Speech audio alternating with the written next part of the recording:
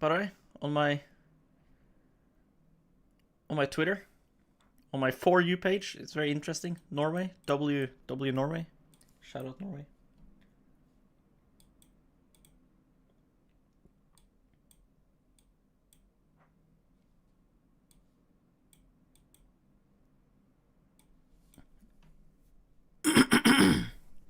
Food coma plus chill coach stream. My friend doesn't believe in food coma, by the way. Food coma is so real, but he doesn't believe in it. He thinks it's like conspiracy theory hoax. He thinks it's fake and that someday someone just decided to say food coma and now everyone just believes that it's a thing, but it's just placebo and fake. But don't worry, I know how you feel. I agree. I agree, bro. Food coma is definitely real. I'm gonna go call the student. I'll see you guys after the session.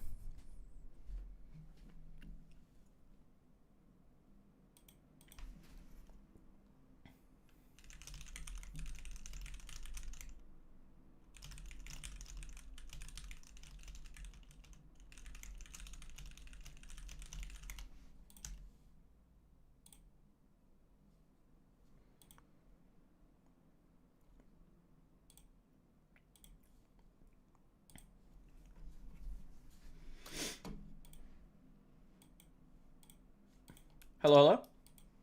Hello? Can you hear me? Yes, I can. Alright, perfect. How you doing? Doing good. Nice. You can see my screen? Yes. Perfect. Okay. You wanted to watch this game, right? The Nocturne Veigar game? This one? That is the one above that. There's another Oh, you Nocturne played Veigar Veigar game. twice. It's Okay. a loss. Alright, this one. Okay. Any reason in particular why you wanted this game? I felt very lost. I kind of felt like I was throwing myself into fights that with no real game plan. Uh-huh. And I made a lot of foolish plays because I really didn't know what to do. Mm-hmm. Okay. I wanted to start off just talking about Nocturne a lot before we actually watch the game. Because obviously, like, looking at your account, like, you love Nocturne. Yes. Which is good because I also really like Nocturne. But Nocturne Veigar, best two yeah. champs. Yeah, those are pretty fucking funny. Sejuani, not so much, but Nocturne is for sure really funny. But I wanted to touch on like some item ideas and stuff, because your rune setup, I agree with. I would do the same. Like, Conquer is better in Lethal Tempo in 9 out of 10 games. I think Lethal Tempo is only good when they are like full melees that doesn't like dash around. They just stand still. That's only time Lethal Tempo is good. Otherwise, Conquer is really good. You full stack Conquer with your combo, especially if you go Stridebreaker. So everything here is good, and everything here is good as well. This one, mainly. Everything else is pretty useless. Sudden Impact, pretty useless. All of these are pretty irrelevant. Of course, you could go Free Boots and Cosmic Insight, but I prefer Ultimate Hunter as well. But for items, I feel like looking at some of these games, you go Stride a bit too much, I think. And then you also go Hexplate too much later. Because the way you should think about Nocturne kinda is ult haste is the most important in early and mid game, and in late game not as much. Because late game you have Ultimate Hunter anyways, and you have CDR boots, and you have all this haste. And I feel like in a couple of your games, you had Hexplate like third item and stuff. Like this was second, that was fine, but I don't know exactly which ones, but you for sure had it third in some games. And it was just weird because you would go Cleaver and then you would go Hexplate. And I don't see why you do that. I'll see if I can find the one I was looking at before. Yeah, like here, for example. Like, I would never in my life do this. Like, if I'm... Because Hexplate is one of those items that you're buying it because of the things it gives you, not the stats, right? You're buying this because you want ult haste. You're buying it because you want attack speed and movement speed in your ult. But you played with Stridebreaker and Cleaver for the first 25 minutes of the game. Why do you now all of a sudden go Hexplate? Because like I look at this game and I think Frozen Heart is really OP this game and pretty good item on Nocturne because haste, and then look at their champions, right? Frozen Heart versus Volibear, Irelia, Caitlyn. It's pretty good. Yep. I would go for that. GA can be good late game as well, some games. Even Death Stance, like you see here. But you stole these items so often for Hexplate, and then you're buying it so late. That's what's weird. So what's the idea with that? Okay. Yeah, I usually try and build Hexplate second because I like Strikebreaker to hunt people down. Mm-hmm. I'm not sure why I built it third that game. I think I probably just misbought a component and chose to stick with it. Because like here you have a good idea, but here the question would also be, why is Cleaver better here than Hexplate second compared to your other games? You know, because like here you see you didn't commit into Hexplate, which I agree with. I would also go like Death Stance here. Like they have so much physical damage, there's so much burst. Their solo AP is Fizz, which Death Stance is pretty good against still, because it's like burst champ. So it makes total sense to go into Death Stance. But it's weird to me that you're willing to go Cleaver here, where you have AP, right? So double AP solos, squishy enemy team other than the fact that they have Wukong with Tabis and his passive, right? And to this game, you're like, oh my god, I need Cleaver. But then in your other games, it's just like Hexplate second, Hexplate second, Hexplate second. If you look at this game, for example, right? Don't you think that Cleaver is more needed in this one compared to the other one? Like in this game, you're against Garen with like Deadman's Plate, which Garen will always get basically. Like you can always assume Garen will get Deadman's. They almost all go that. Hecarim will be tanky with his W by default, but then also the fact that he will also go Death Stance. You have Quinn, right? So this game you have solo AP Veigar basically. And then they have Alistar as well. They have way tankier team. But in this one you chose Hexplate second. But then in the one where they are squishier, you chose Cleaver second. Right? It's a bit weird. You know? Because I would not play this game and think to myself, Cleaver is really OP. It's great against Wukong, for sure. But that's about it. So if you're going to go Cleaver in this game, you might as well go with every game then. You know?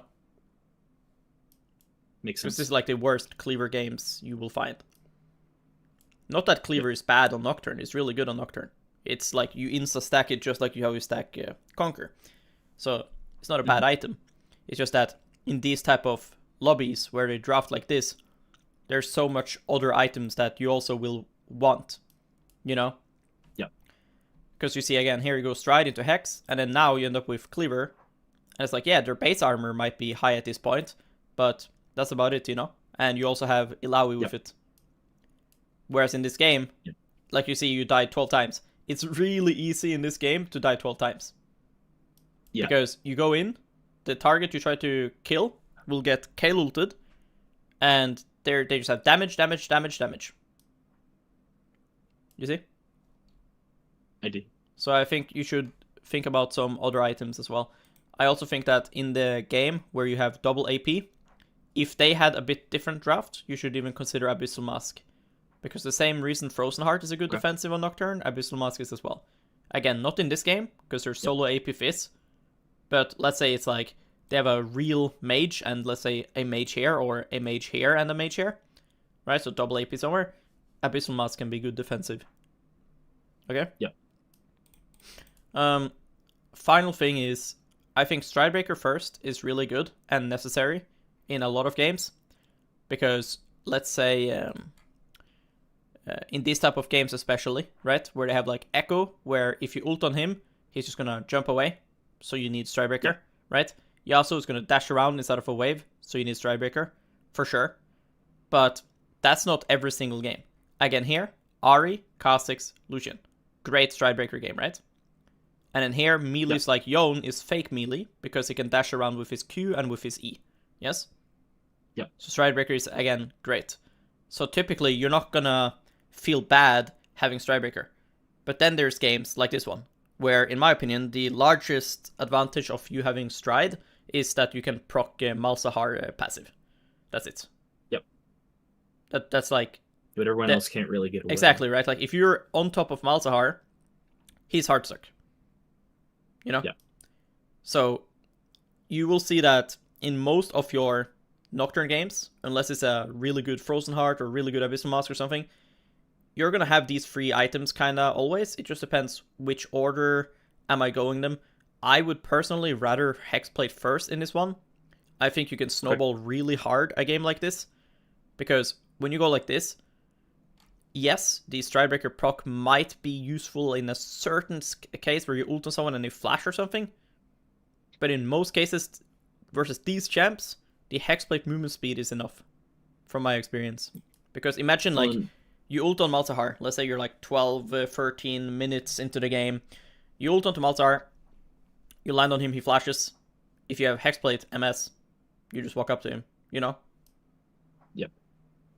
What do you think? That makes sense. Is in the case where I'm not having Stridebreaker and someone gets out on a flash, is that still worth it because it's an ult for flash trade? Yeah. And it's it makes it even more worth it because it's Hexblade, right? Yep. Let's say we go like the let's say Cosmic Insight and Stridebreaker every game. Then it's like feels really bad to ult and then they flash, right? You have to be very careful with how you use your ult.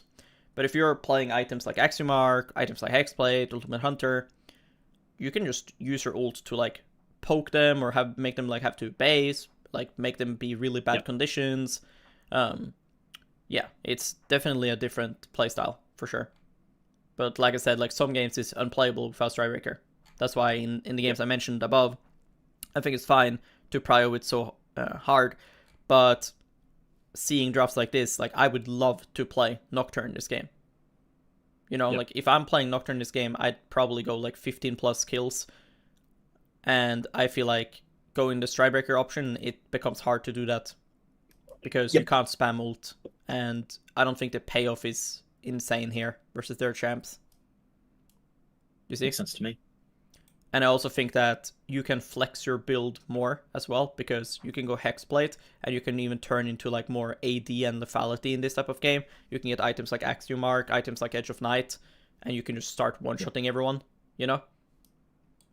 Because this is like really, really easy, explosive game. Like nobody has like peel for each other or themselves really, other than like Malzahar ult. So, other than that, looks fine. Like I said, I think your runes are good. Just keep in mind the rare lethal tempo games where they have like 3, 4, 5 champs that just stand still. Again, like Yone is a fake melee. Would lethal tempo be good in that game? Which where one? we would the one we were just looking at? Like in this one, you mean? Right. You mean I know which one you're talking about, but you mean the one where you went stride and I said, yeah, this one, right? You meant? Yeah, that one. Because they can't really get out. They can't get out, but it's still different because they will die so fast, you know? Like the point of Conquer on Nocturne is not the same as like, let's say you're playing Illaoi, right? Just imagine you're playing Illaoi with Conquer. You stack it and you're like 1v3ing people with the heal. That's not really why you go Conquer on Nocturne. It's more so, it's like kind of opposite. You one-shot them with it because you land on them and you already have like 10 stacks Conquer. And then you smack them with the bonus AD. So if you stack lethal tempo this game, the champ is like dead already. It's more so when they have, let's say, something like Skarner, for example, in jungle here. This champion is not really gonna move, right? He just stands there. Like he's Eing in and then he just stands still. It's not a champion like Silas that can kite you. He just stands still. And then they have like, let's say, Galio in mid. So they have like Leona here, something like that. This is like the only type of games where lethal tempo is ever good on Nocturne. Like, obviously Malphite is maybe a bad example because it's the only champion in the game that can slow down your attack speed, but just anything that just stands still like this, that's the only time lethal tempo is good on Nocturne in my opinion. Any other time I would go Conquer. Because so many melees these days. What are your... Like, let's say Ambessa, for example, right? Ambessa's just dashing all over the place and kiting around. It's hard to just perma-auto her. You know? You see what I mean? I do. You were saying something? Or Can you hear me? Hello? yeah, hello, hello. No, I What are thought your I cut you off. thoughts? Yeah, yeah, go on. Yeah, what are your thoughts on the rare game where I'm playing Nocturne into like Rammus, which I guess you can see one of those right there. Like here? Yeah, I mean, the thing is, this like, game didn't go long. versus Ramus, tempo can be good, but you're not laning versus him, you know? Because, like, I'd rather Yeah. have Conquer versus everything else, you know? So, I think it's fine Yep. what you're doing. Okay. And in this type of game, you might have to prio Cleaver more than Hexplate, which seems like you're doing. Yep. But yeah, no, looks good. I think in some games, but it's very different playstyle. Like some games you can even consider like lethality Nocturne. Like I like to flex my Nocturne. Some games I'll just go like lethality, and I'll just play like Axiomark and Hexplate together and just do 2 ults in a fight if they're like really squishy and they don't have self peel. But again, it's very different way to play him, so it's fine Yep. to play him Bruiser every game. I just think it's important which Bruiser items you go, you know, if it's a Hexplate Rush or Stridebreaker Rush, if it's a Stride plus Cleaver, you know. And Yep. if I choose to go Hexplate first, I often don't really have my Stridebreaker ever, because the same reason I said I don't Okay. like Hexplate on free, because if you played the game for 25 minutes without Hexplate, you probably don't need it, you know? And I feel the same about Stridebreaker. Yeah. For me, Stridebreaker is like, I either rush it or I don't. Because if I want Stridebreaker, I should rush it. Like I said, this game, you really need it. So I would either buy it first or I Yep. wouldn't buy it. So in the game where I told you to rush Hexplate, like this one, I probably wouldn't ever get Yep. my Stride. Like I said, I would go Hexplate, and then I would probably go like more lethality, like Edge of Night, Axiomark type of things. Or I would just start going other items, you know? Like more Yep. like Death's Dance and Maw and these things. You see what I mean? I do. Now for the game itself, what's your idea? Like when you see everything here? Um,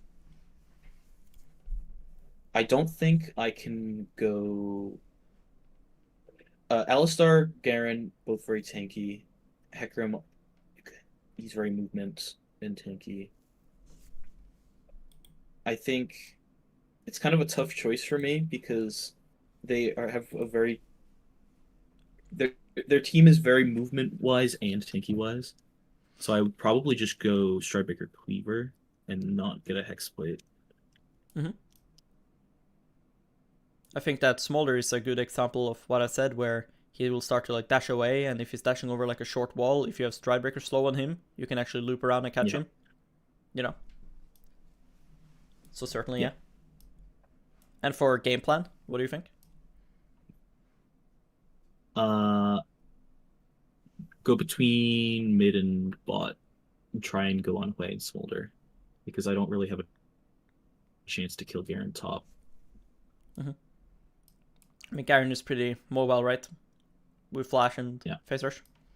One thing to do, keep in mind though, is like you probably can't gank top, but your top will also have push for you, which is nice. Like Nocturne is a bit Yeah. different than other junglers in the sense of like how you want to view the early game, because if you're playing, for example, like you play Sejuani as your second most played, you might want to think more about where can I be active early, you know? Whereas Nocturne is more important, in my opinion, that you actually just get at least one crab, ideally double crab, but at least one crab. You can certainly match Hecarim and get double crab versus him because you're stronger 1v1. But Yep. you certainly do not want to ever get double scuttled by a Hecarim as Nocturne. And having someone like Quinn can be a good way to secure at least one, right? So, Yep. yes, I agree you can't gank Garen, but we can use Quinn to make ourselves happy. And also think about the game through Hecarim's lens. Often when people see Teemo, Quinn, champs like Vayne top, Varus top, they like to camp them early before their top laner starts to lose really hard. Because Yeah. Quinn will play really aggressive, right? It's not really an option for Quinn to play super safe. This guy is playing Electrocute, Ignite. If he's playing really safe on Quinn, Garen will quickly just outscale her and flash on her and one-shot her, right? Yep. So she has to play very aggro. If Hecarim knows this, and he ends up punishing this game can quickly become hard to play. Because you also said you can't deal with Garen, Yep. right? But is that going to be easier later? Because when you say something is going to be hard, if it's going to stay hard or become even harder, like, it'll be a very hard game to play. I don't think it'll become easier to kill Garen, right? Let's say he gets a lead over Quinn. Let's say you're 20 minutes into the game. He starts to split push. Nocturne is good to deal with side lane, but when Garen has Stridebreaker, Deadmans, and tier 2 boots and Face Rush, it's not really worth the ultim anymore, you know? He just escapes. Yeah. So part of my issue with Garen this game is that he kind of just had a one-shot combo on me with his ult. He would just Q ult me basically and I would explode. Yeah, but my point is, you can know this already. Yeah. Right? That's the great thing. Early so he doesn't get there. The great thing about being like a one trick kinda is you should already kind of know it's hard for Nocturne to deal with Garen. You know? Yeah. It's not hard for Nocturne to deal with Quinn. Let's say it was reversed. If Quinn gets strong, you can 1v1 her on side, so it's not a problem. But Garen will be a problem if he has a very good game this game, and Quinn is a good laner for you to play through. Not saying you have to play for her this game, I'm just saying don't just think, oh, I can't kill Garen, so I shouldn't path top. Because let's say enemy had a strong bot lane here, and your bot would be losing. Which they don't, because Smolder is weak and so is Alistar. Alistar is really weak, and your bot lane will probably be winning. But let's say your bot lane is losing, I would play for top this game. Not necessarily to kill Garen, but more so stop Hecarim from ganking my Quinn, and also make sure I get the crab. Does that make sense? Yep. So now, looking at everything else, I wouldn't try to do too much mid early. If I can force Hui's flash at some point, it's great, and it's good to keep in mind that Hui is your easiest champion to kill by yourself this game. You should try to track Hui overall, like his rotations around the map and stuff. If you can ever spot Hui rotating around, you can just one-shot Hui. If Hui has no flash, you can play through Veigar Cage. And bot lane, you should have push. So both side lanes, you should have push early. Alistar is very weak, level 1. You have range support, very strong, Electrocute and Ignite. So to me, when both my sides are winning and both have push, I'm more so thinking, where would Hecarim gank? And I want to match that, because Nocturne, even though he's not the strongest ganking jungler, he's extremely strong 1v1 jungler. If you look at all of these like jungle champs, they all lose to Nocturne 1v1. You know? Nocturne fair and his Q is so strong. Like, Xin Zhao will lose to you. Like, this Hecarim will lose to you. You know? All of these, like, champions you see, they will just lose. So, yeah. It's important to think, when I play Nocturne, I want to have a good early clear where I can get camps. I want to fight 1v1 as long as my enemy laners aren't just moving. And I want to stop him from playing the game. Because he's playing similar champ. He wants to farm and get level 4 and then gank. So it's pretty telegraphed. Make sense? Yes. So with this being said, I would puff top this game, because I think it's more likely he gets something done top lane. Because let's say he ganks top and Queen flashes. I think that's already pretty bad. Yeah. Because if Queen starts to lose flash, and then Garen can start to flash on her later, all of a sudden I have a Queen that's losing. That's way worse than, imagine he's pathing to bot. There's 2 champs with 2 flashes. These champions have very little damage and ways to punish, right? Yeah. So it's pretty hard for Alistar in general this game to combo as well, because of Vayne Condemn and Anivia CC and zoning. So I'd path top for this reason. Now, I might change my gameplay later in the game, because I might want to play more through killing the Hui, like I said. But I want to make sure early game at least Quinn has a good game, because it still allows me to have a good game. let's say my bot is the only lane that's winning, and Quinn has like a losing matchup. I don't want you to try to make Quinn win and then fall behind as Nocturne. It's just that in this game she has a winning matchup, and your bot lane should be completely fine. Make sense? Yes. Seems like you agree as well with your gameplay, so it's nice.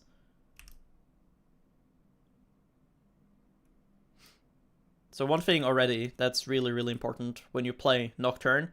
Nocturne has a lot of like small tricks when it comes to clear, like how you use the passive, how you use the Q and everything. And to me, it's really important that starting off, you make sure that at least your second Q is making sure that you travel towards where you want, you know?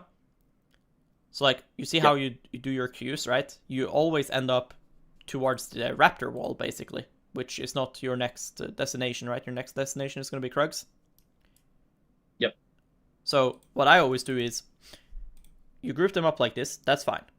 But now, you really want to try to kite into the raptors and make sure that your next Q is here. So what I do is, while I'm doing this auto attacks, my passive is now long CD, right? So where I'm standing doesn't matter. It only matters for your passive. You want to make sure your passive hits everything. So here, if you can kite it down to here, and then rotate so that you can get your Q down towards Krugs, is much better.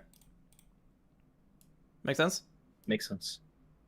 Because now, yes, you got your passive auto, but now your Q is coming up, and you should have the raptors here, and the Q should be casted to hit, but also travel down. Instead of Qs like this. Yep. And the raptors haven't really been pulled at all either. Usually when I play, this raptor is dead over like here. You know? Okay. Because kiting is how you save the most time, basically. Because like here you have to turn for auto, which isn't ideal. You ideally want the pet to finish it. Yep. And here basically what's important is to hit the Q on the large one at least. It doesn't really matter too much if you hit the small one and the large one. Like here you can already Q and hit the large one. You just want to make sure that the Krugs already start coming here. Yep.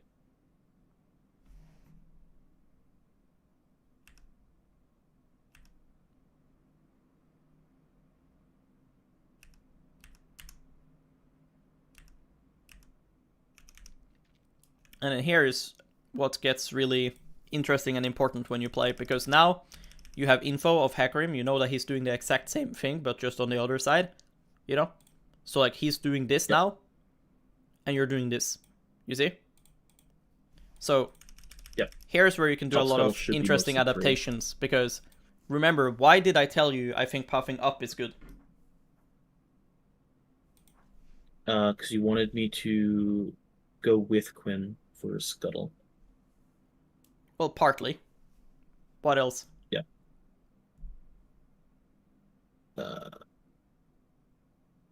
Because also to do with Hecarim. Right, you said Hecarim would be looking to go top, but since he's pathing towards bot, he's not. Exactly right. To do that. So when this happens in the clear, and you get this info, and now you know he's going down, and you're going up, it basically becomes a crab trade, right? And he will now be looking to gank your bot lane, and you're looking to gank top lane. But like I said, you can't really gank top. My goal with going top was that I wanted to stop Hecarim's gank, right? Yes. I don't expect to be able to gank Garen. I also don't have much time to gank him because I started Raptors, right? I want to make sure I end up on my Raptor spawn. Yes?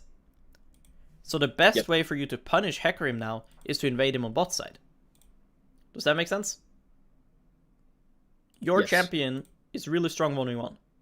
And your bot lane here should be able to retake push, which is something you should be paying attention to. Like, as you're clearing, you should now be, like, looking and seeing, like, why does enemy have push right now? Like, is my bot lane just NPCs? If my bot lane is just NPCs and they aren't able to get push as Anivia Vayne, then you can see that already here, and then you can just full clear up. That's fine. But it's important to note that ideally now, to hurt this Hecarim, you go into his bot side and you fight him with E. Yep. But if my bot lane is losing push to Alistar Smolder somehow as double range, then of course, yeah, you can just go full clear. But you shouldn't just ignore the fact that you know he's clear now. This should make you think, can I invade his bot side now? Yeah. Because your champion is really, really strong. And it'll be a very passive game now when you decide to, like, cross this line here on the map. It just becomes a complete handshake, which some games can be good, but in my opinion, in this game, is not that good. But I'm talking from the perspective that if I'm playing Anivia, I'm standing here now. So Hecarim's top right now. Yeah. He just went on his top and then top. Yeah, I mean, he just did this, and just ganked. I wouldn't go bot side here. I think that's bad, because then it becomes a trade again. You know? Yeah. And, like, if he does this now, and then you go here, one of two things will happen.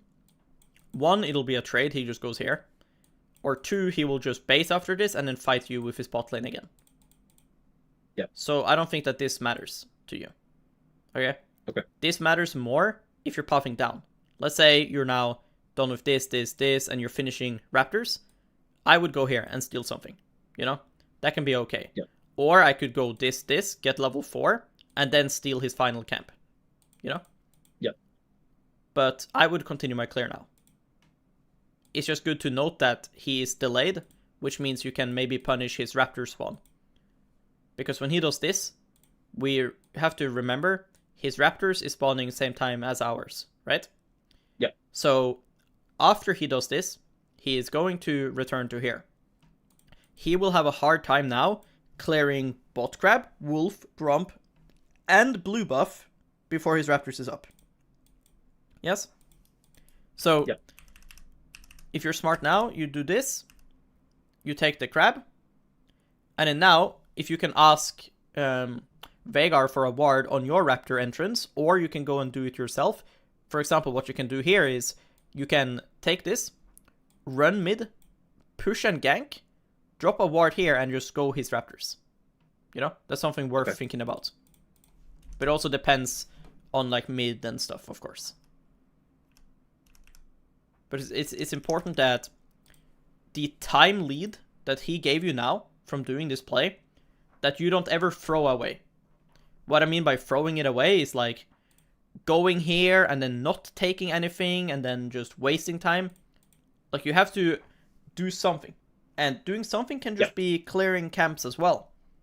Because continuing to clear camps will give you time, right? So let's see what you actually do with this. Because now he's respawning and he has to retake his bot side camps.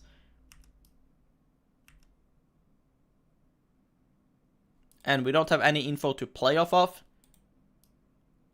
One thing you can consider here as well is we know that he will never ever go for this, right? So what you can try to do as well is to just gank mid and then cross into bot side.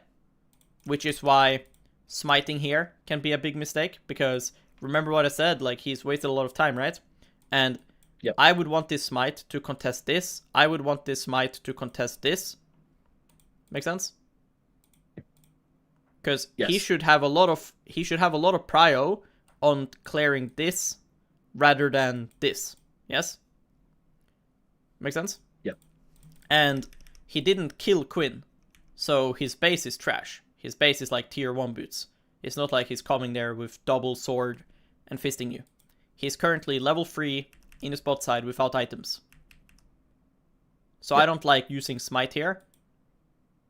I would rather just keep my smite. If you don't want to gamble that he took this or not, that's fine.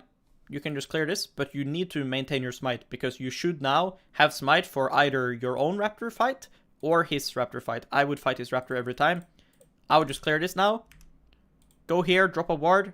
We should have mid push now. Your Veigar now ideally is in base, teleporting back to lane, because imagine you gank mid, right? Instead of kiting crab up, we kited it down towards mid.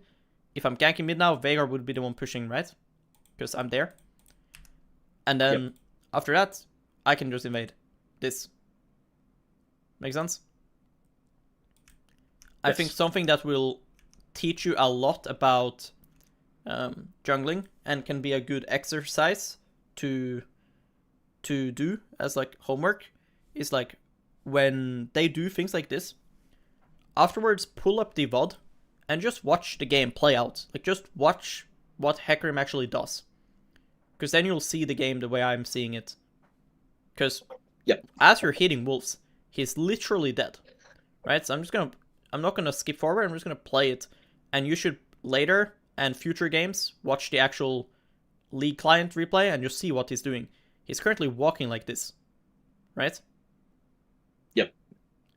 Before he's like hitting even a camp, you're done with Grump. And he still has 3 camps plus what crap to deal with. Yep. So he won't even be there on the Raptor spawn, you know? Yep.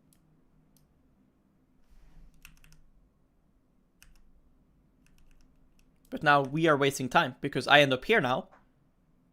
And then I have to walk all the way. And his Raptors are spawning. And now nothing is happening. And then now I'm doing this, and like this is where you're losing time, you know? Because the time that you spent, that he spent ganking top, you are now basically spending doing this.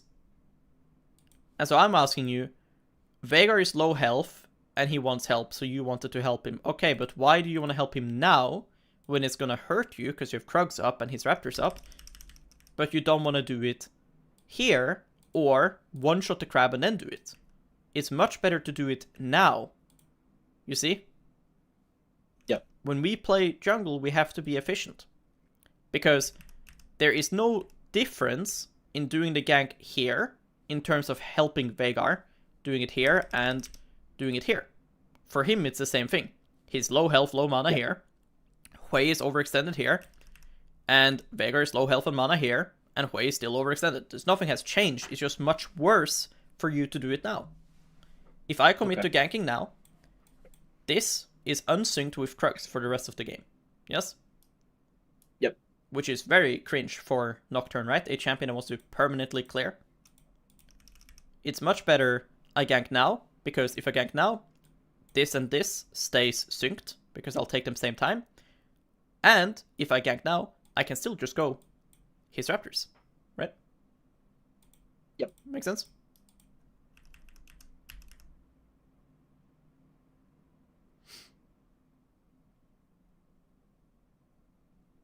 Nice. W cage. Well played. Well played, Veigar. Here I would just farm. Just take the farm. Like, Alistar is showing bot here. So it's only Hecarim on mid. I would just push. Like, you should just fight. Like, he's not gonna kill you. You have fear up in 4 seconds. We can't leave the wave like this. Like, just push it. Here you must base. I wouldn't ever go here now. I would always base.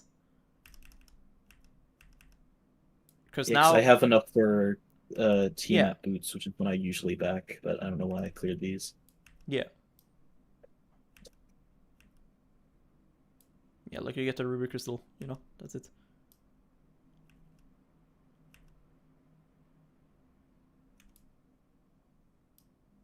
I don't think Hui flashed in the last one, so that's the only thing I don't like about this, because I'm pretty sure Hui just greeted the flash and just fucking died.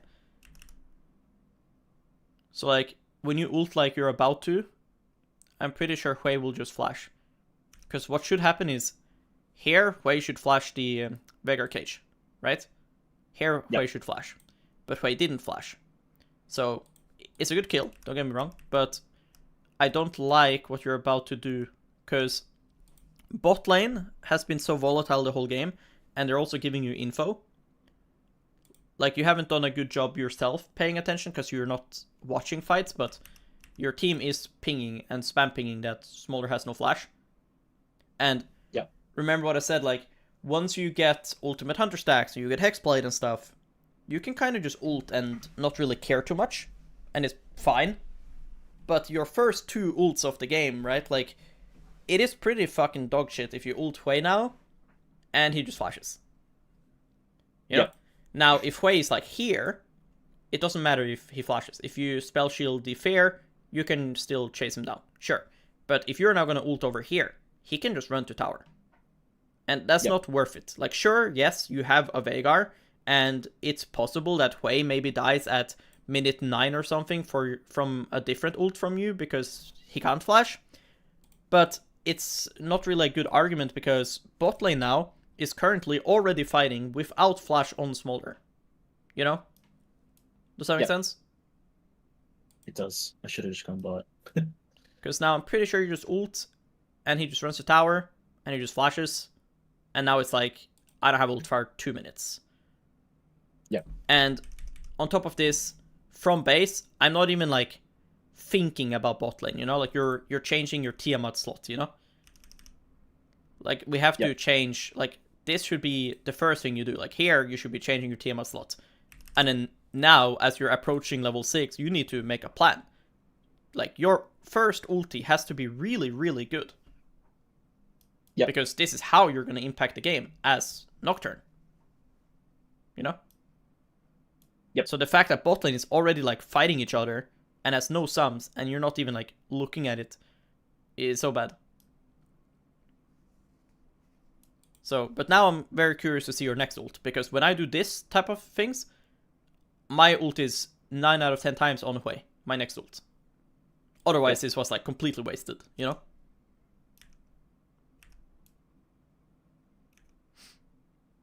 It's good chunk. It's good adaptation to Hui coming as well. So you just leave. Should flash the Q, but yeah, the EQ. Yep. But yeah, it makes sense what you're doing. Like you wanted to get the crab, but the thing is as well, you have to realize when you're doing this, look here, you've had no info on Hecarim anymore, and he hasn't done anything to give you info, as in like he's not ganking top here or something.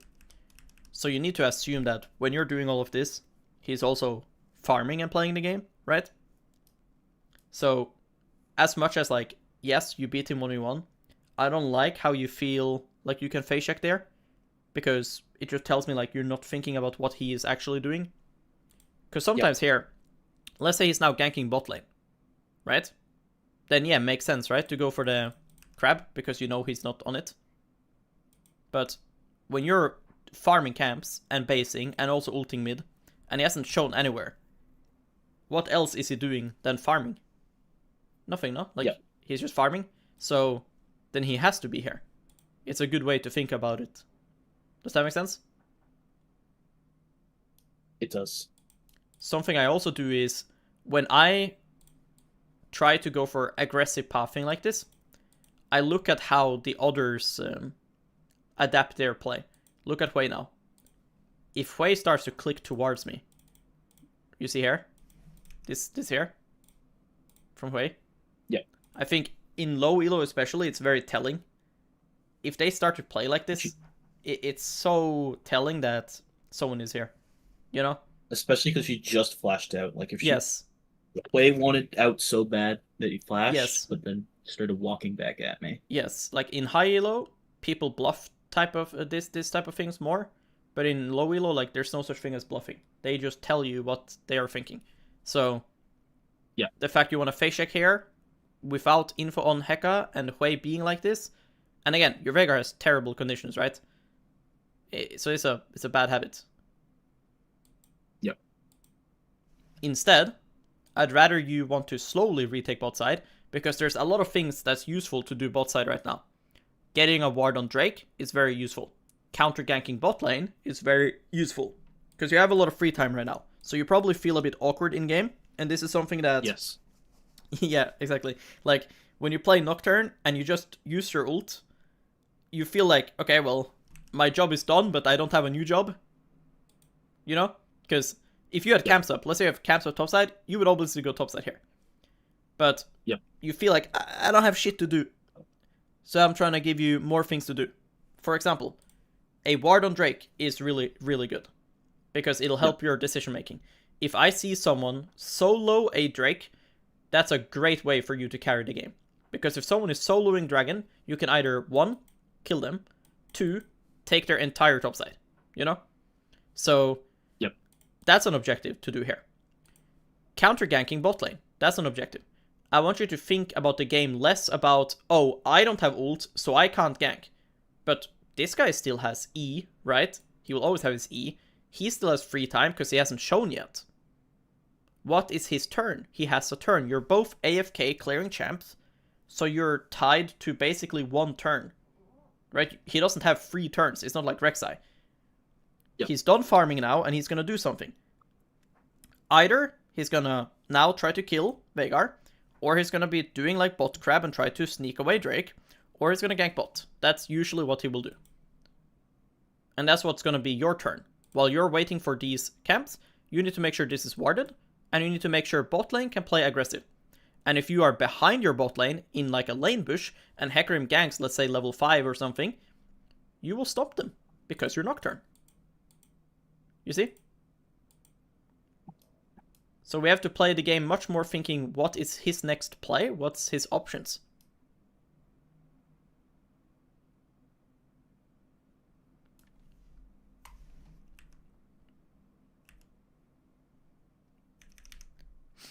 Scenario conditions is really bad, so you base.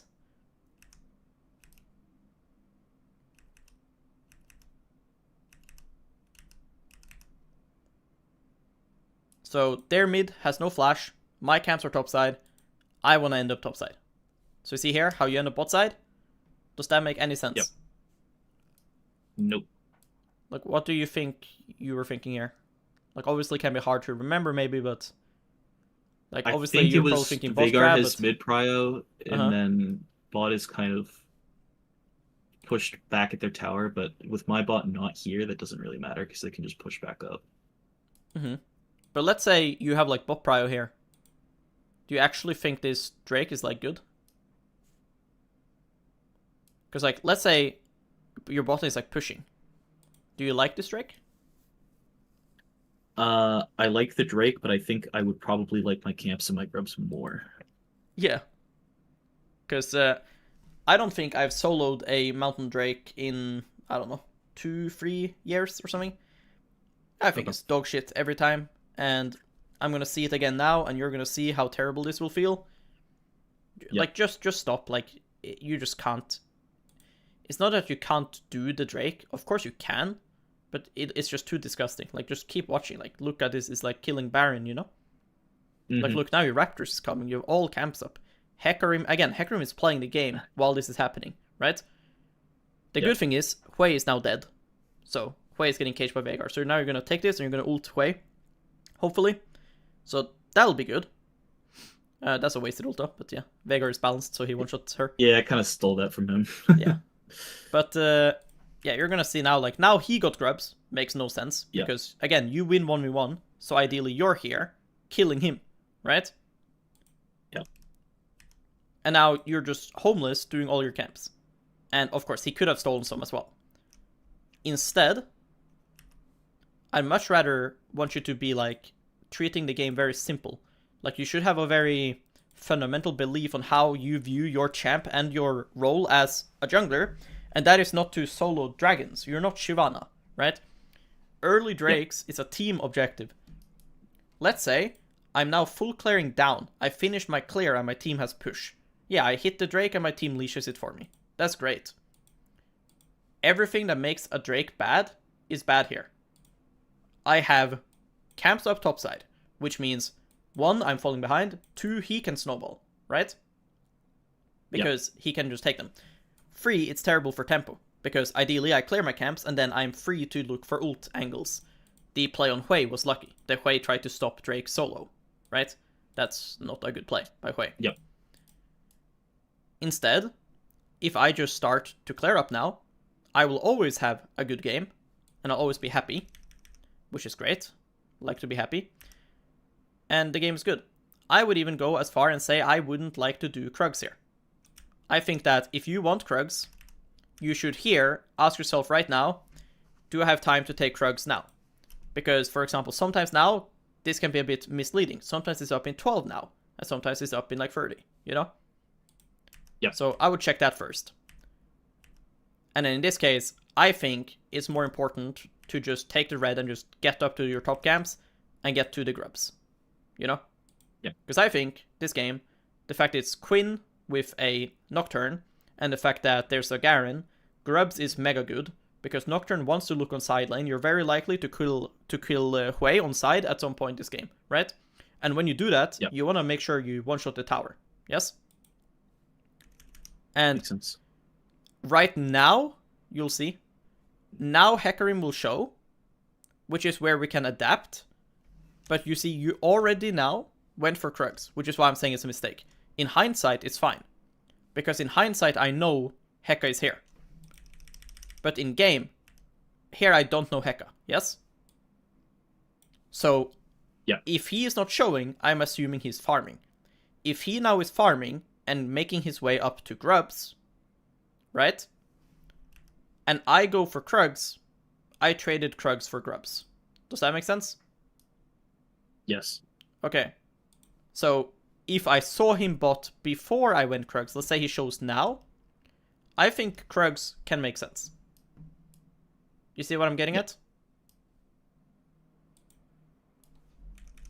In game, you should feel like you're a bit behind in time, right? Because you had to base now. He's already coming back on the map, running to his camps. So, if you are, you know, clearing everything and running down away from Grubs, he might just sneak away some.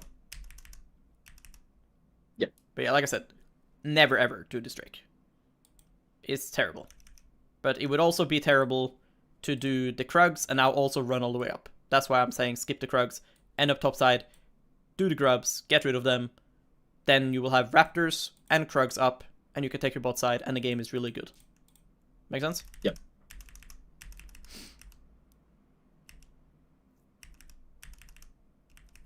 Okay, we're gonna have Stride soon, so next ult will be very strong. You have one fast timer to ulti Hui immediately when you get it as well.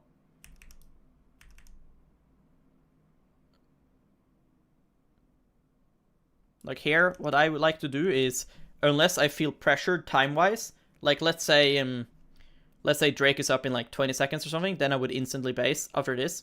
But right now, you can race against the Hui, you know? Because if you see here,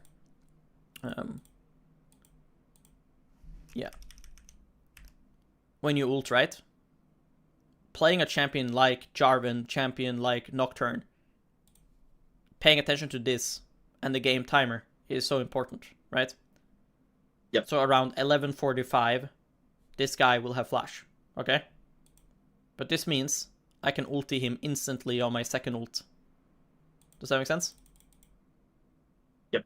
So going back to this time,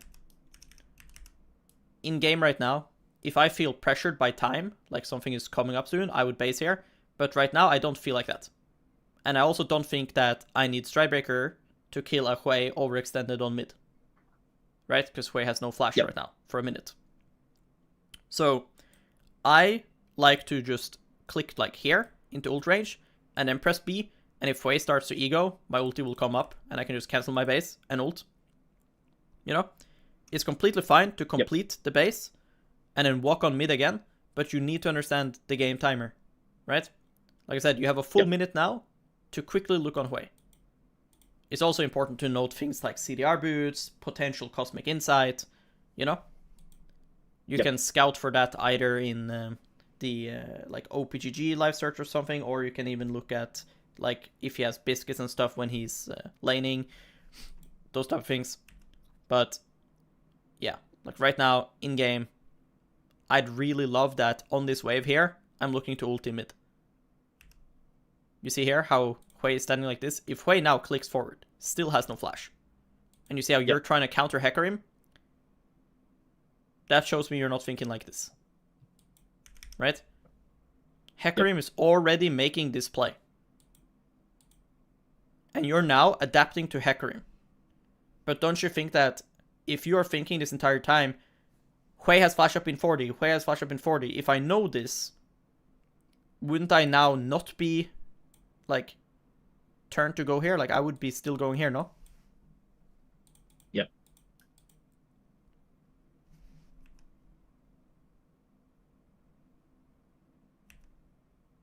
No, no.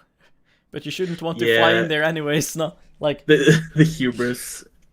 Even if you fly in here, it'll be pretty bad, I think. Yeah, like we can't do this. Like you have to be fine just letting someone die. It should be more Yep. about, oh, Hecarim showed, what can I do? Not so much, oh, he's doing something, I need to do exactly what he's doing. Especially in like lower elos, because your teammates will often die to ganks. So if every time they Yep. die to ganks, you fight the same fight they're fighting, you're just gonna get baited a lot. Yep. So yeah, I think you have wrong idea from base, because I would be walking like through mid.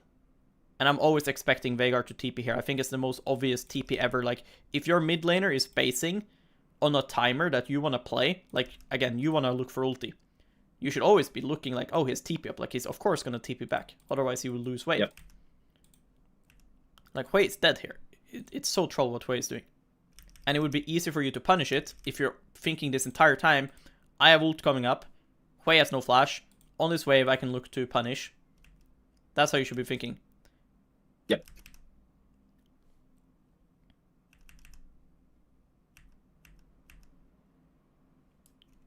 And yeah, we just need really good discipline. And it's important you understand this game. Like, when you're winning in League like this, you don't have the luxury to do this.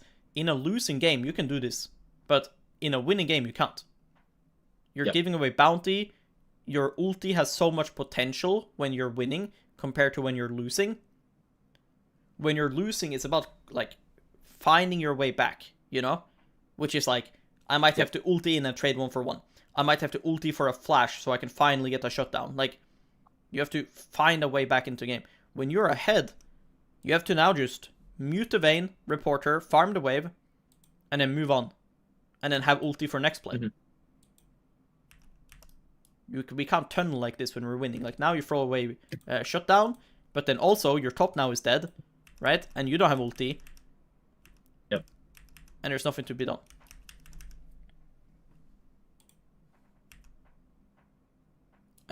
No. I think it's a really important thing is how you kite the crab. You know? Because Heka can't be here.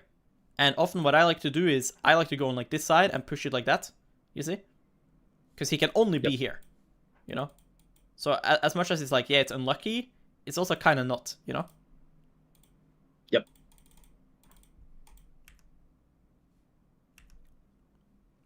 So Veigar bases, this Raptor will be very annoying. I don't like to think about the mid wave here. When Hecarim crosses and my Raptors is up, I would pull the Raptors immediately and try to one-shot them. Like you see here, you're going to start thinking about the wave. But you need to queue your Raptors right now. Like, if you're going to do this, you need to make sure that your Raptors is like chasing you right now here. So that he's not just taking them. Because if I'm Heka now, I would be taking Raptors.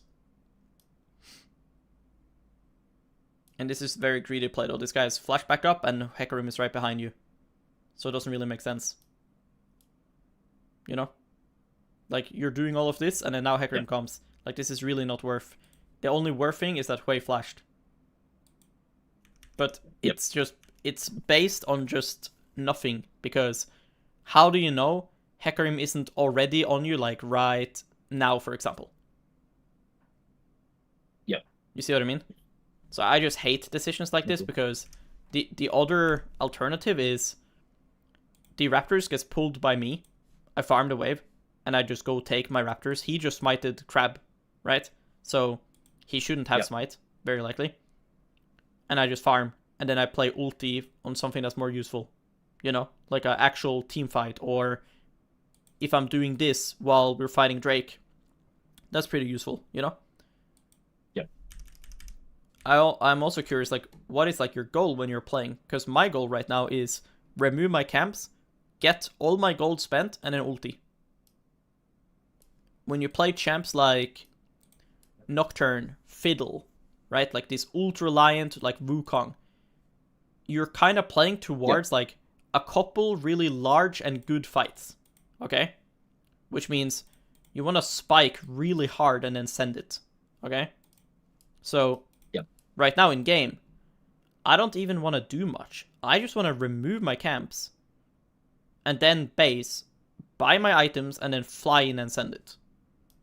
That's how I want to play. And I think that the gold lead that you have is really important to think about, because when we press tab and stuff, right now he has Eclipse. And he's strong. Yes? Yep. But that doesn't mean he's ahead of you. If you farm now and base, on the Drake, you will have Stridebreaker and a Ruby Crystal, for example. You know? And you'll be strong as well. You'll be the same level, and you'll have items as well. But right now, he's like 2k gold ahead of you. That's a good way to think about items. Like, he has a fully completed first item. Eclipse, Triforce, Sundered Sky. Like, Sundered Sky is omega strong when completed. And you're just component maxing right now. With, like, bad components, you know? Like, you have a dagger. So you're so much more behind right now than you think you are. Yet you're in, like, fighting mode. Rather than vacuum clean your camps. Hecarim is not going to get strong now. You agree? Like, he's not going to get stronger for at least, like, 2 to 3 more minutes. Yes? Mm-hmm. So if I can now close that gap, that should be my goal in game. Even if, let's say, I don't want to fight the Drake, because let's say my team is gapped, which they're not, but let's say they are. I still want to have my item for the Drake timer, so that I can make a play somewhere. If they're doing this, maybe I can kill Garen then, because I have Stridebreaker and Ruby Crystal. Yep. You see? So it's just so wrong mindset, and now it's like mega punishing you, and then now you respawn, but then you have to go farm camps again. You see? Yep. And then the only good thing that happens is Hui has no flash. Which isn't bad, but for me to die and lose my ult, that's pretty bad, you know? Yep. I coached someone the other day, and I told him the same thing, but I will tell you the same thing as well. Like, don't click on top of your team. It's so troll every time I see an Alistar get the combo on both of you. It just makes no sense. Like, you don't have flash. Like, why are you even clicking here? Right? Like, just stand here, let him go on main, and start fighting the other champs. You're not getting out here, right? You're not going to go here and dash over. You can't hack the game. You're Nocturne, right? So, if you're scared of dying, you probably shouldn't have done the Drake in general, you know? Or you should have pulled it out or something. But once you're here now, you are committed, so play the fight. Even if you die, if you make them all low, then at least the situation is a bit better, right? Right now your goal should be, stand here, wait out your CDs as much as you can, let them come in. Once they come in, hopefully you've stalled enough for your Q and your E, and then you play the fight. You play the game. And we see what happens. But you can't just panic, run away, as if this is going to make them run or something. Now Alistar gets double the value on the combo, and your position is much worse. You see? And you're forced to hit Alistar. Whereas over here, maybe you could go on to Smolder, for example. Now for the whole Drake thing itself, when you hit Drakes and objectives in general, it's important to understand why. Like, what is making you hit it? Because if what's making you hit it is that your bot lane is winning and that your bot lane has push, then often it's good to let them continue doing that. What I mean is that if you now start it, you don't have ult, and Heka is pretty strong. As you can see, they have mid push as well. When your bot lane now comes, Smolder can just come now because Vayne is hitting Drake. Yes? Yeah. Which means your winning bot lane now doesn't matter anymore because Smolder is grouping. Your mid can't come because, I mean, you're standing here, no ult, doing Drake doesn't help Veigar at all, right? They can just push mid. Heka could even come and push mid with his team as well. So why exactly should I even be getting the Drake, you know? Because if I'm playing here, I would just farm. I think it's normal to farm here. I think that when you did this play, the punish that you did to yourself is that you have to farm now. You don't have ult. So unless your team is really smurfing, you will have to farm every time. I feel like you overcomplicate your game a couple of times this game. Like, it's pretty simple actually. Like, you don't have ult, and there is not much actually happening. Other than, yeah, your bot is pushing, and we don't have vision around mid. But you going here and doing Drake doesn't give Veigar vision. Let's say here, Hecarim goes here and ghosts past you. He can still gank Veigar, right? Yep. So you're not doing anything, you're just forcing your winning bot lane to not punish Smolder anymore. Like, look, if you're just farming here, your team would probably keep bullying Smolder, right? And then you would get level 10, from farming bot camps. And maybe Smolder would die here, 1v2. Or maybe he gets really chunked, and that would make the Drake easier. Yep. Or I can just farm my camps and farm these camps, get ulti and play Herald instead. Or ulti the Hui. Again, remember what actually happened. Yes, this was a trash play, but I did say there's a good thing. Good thing is Hui flashed. Yes? Yep. But if I now fight here, Dragon, does it matter that Hui has no flash? Was Hui even on your screen? Where's Hui? Nope. You see, Hui is not here. So that's my point. We need to use what we're building, right? What we're building here is an eventual Hui death. This is the one good thing about this play, is that Hui has no flash. But I can only punish that if I look for Hui. Yes? Yep. That has nothing to do with this Drake. So it's important to understand how things like tie together like that. Does that make sense? Yep. Yes. Because my gameplay is very much like, okay, well I inted, yeah, that was fucking troll what I did, but at least Hui has no flash. I'm gonna look to punish that. Doing Drake has nothing to do with that. Maybe when I have ulti, maybe I can do Drake and turn on the Hui. That can be a good way to use the Drake, but the end goal is the same. The end goal is to kill the Hui. Yep. But instead you do Drake as if, like, let's say now Hui died and Veigar has full push and Veigar is leashing. Like, Veigar does not have push here. And if you want to use your Veigar for the Drake, you need to stand here now. And you need to ping Anivia to come, and you need to help Anivia come, and you and Anivia have to stand here and actually give Veigar vision, let him push this, and then do the Drake together. Because right now, like, Veigar is not going to get you push. Like, he is gankable if he tries to push.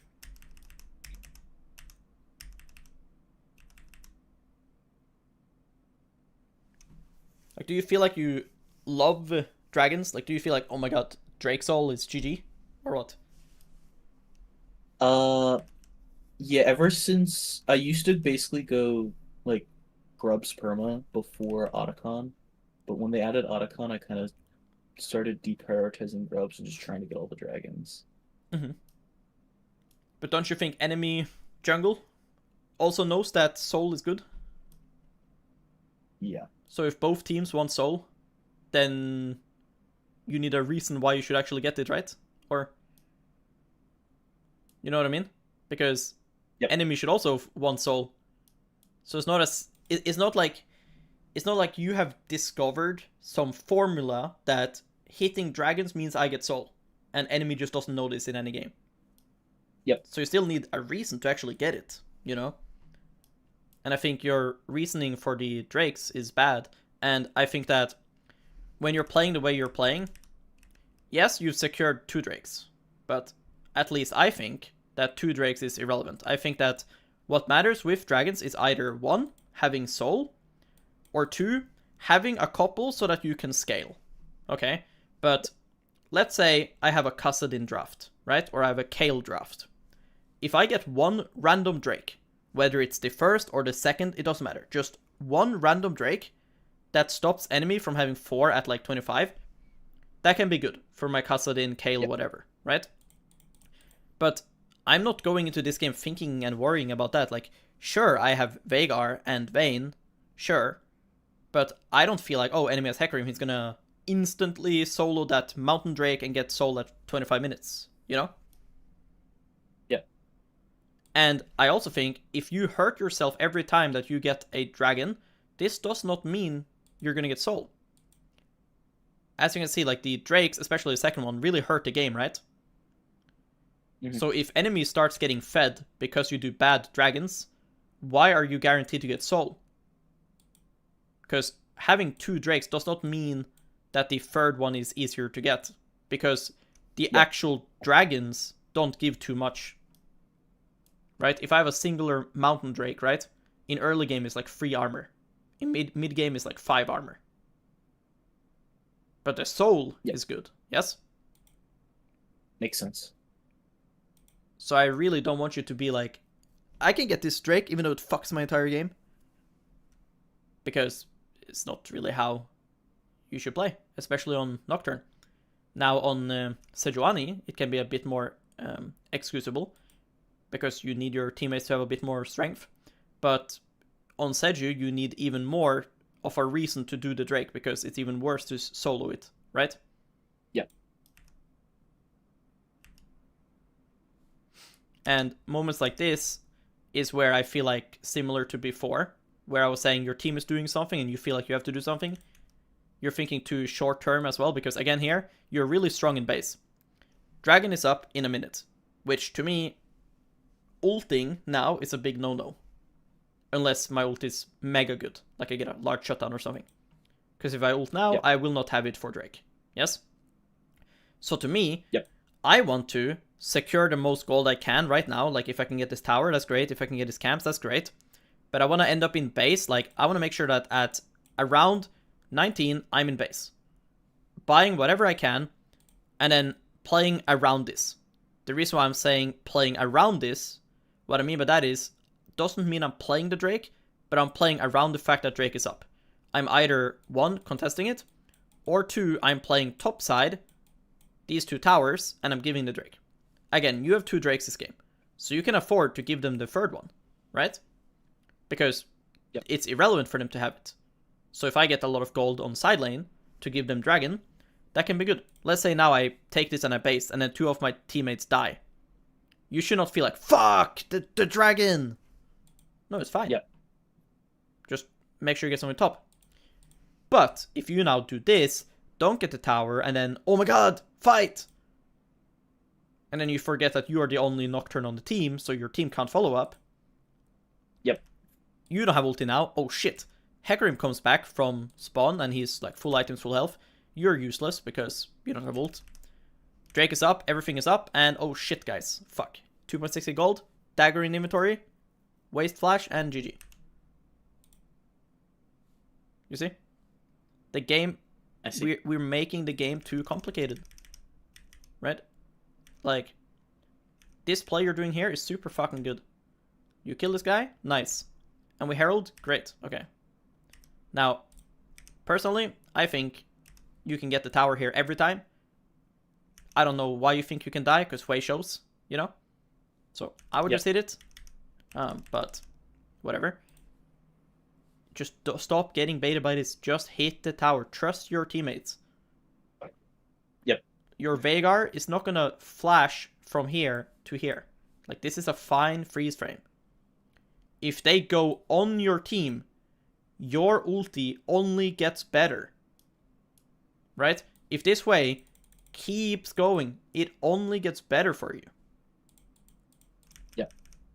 I think if you play the game with a bit more ego and a good plan in your mind, you will be less swayed by your teammates. Because if you're already thinking here, Drake is up in 90, I don't want to waste my ult. And you're also thinking, I have a lot of money. I don't want to overextend on the map. And you have some ego together with that. You're not going to let some random Vayne or Veigar sway your play, no? Yep.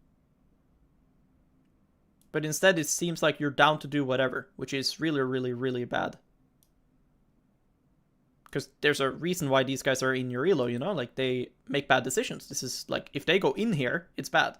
What they're doing now is fine. Look, your Veigar is smurfing. Yeah, I mean, it's a pretty bad cage, but he's running away, right? He's letting you play tier 2.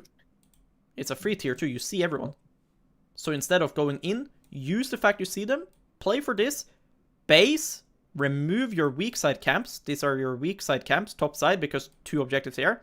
And then, after taking these, you judge, do I cross map and play this, or do I commit to the Drake?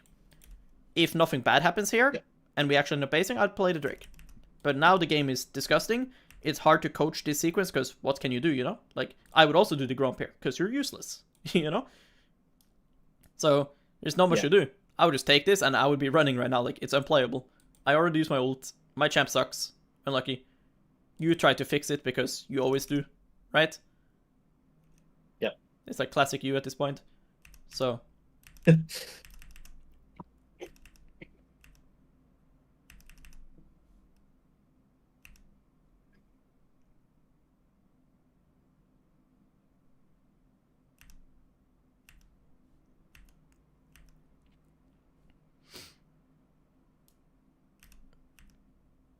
Nice. It's good timer to farm. I would keep doing it though. You see here? I think you're smurfing right now. I would keep going. There's a solo tier 2 available. But it's like the same thing. They're all you pulled see, mid by the mid push. You see a Garen spinning on your Veigar and you start to walk without ult as Nocturne. You see? Like, what is your purpose here? What did you do? Right? Because here after everything's done. If you're gonna say, I can ult Hwei now, yeah, you could be here already, by the way. You know?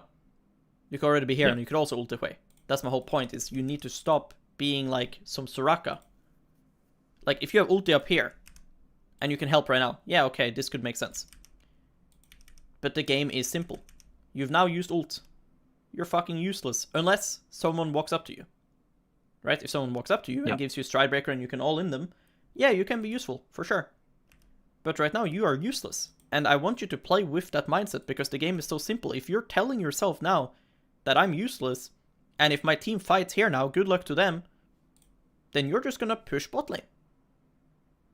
Because it's not like rocket science, right? Like, this is a lot of gold, but you are thinking about too much in-game, so you're like, oh shit, this is happening and I need to help it. No, I've used my ult as Nocturne, I have good wave clear, and I can take the tower, so if they show mid, I'm gonna use the fact I see them mid, I'm gonna walk like this. The reason why I do this curve is because if it looks ultable, I'll do that. Otherwise, I'll just push. Once I reach a tower, I'll ask myself again, is it ultable? If yes, yeah, I can come and help.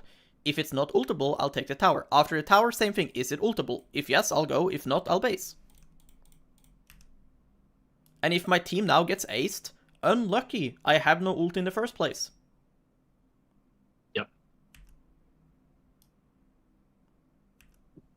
And even more importantly, just stick to your decision. Because if you are worried about your teammates, why go bot in the first place? Why aren't you just with your team then?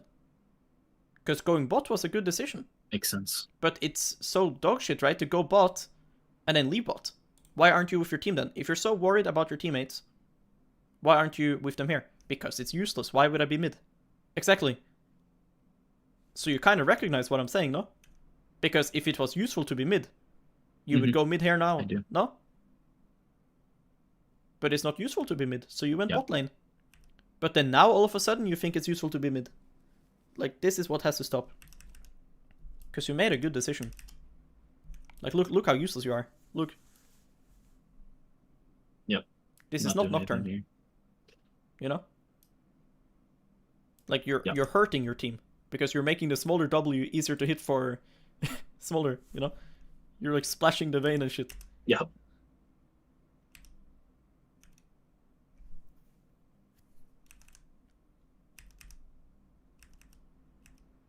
Garen shows top, Smolder 2, we should hit. Yes. Something I do a lot is like thinking about where do I want the Atakan to be. You know? Because like you can pull it and stuff, just like Drakes and stuff. Like having it here is fine, because if they walk up, Anivia can interact with this. But like let's say now the Atakan is like over here and stuff, that could be like pretty annoying. Because your team can't easily access this part. You want enemy to have to like commit. One thing I try to do a lot as well is when I do something like this and someone is disconnected, I will think, how can I help them? For example, I will always blue trinket here now. Same thing when I said with the crab, how you were kiting it here. The only place Hecarim can be now would be there, right? On the crab. And same thing now. Only place Hecarim can be is here. You know? Like there or like in a hidden lane bush. But in a random lane bush, that doesn't hurt us right now.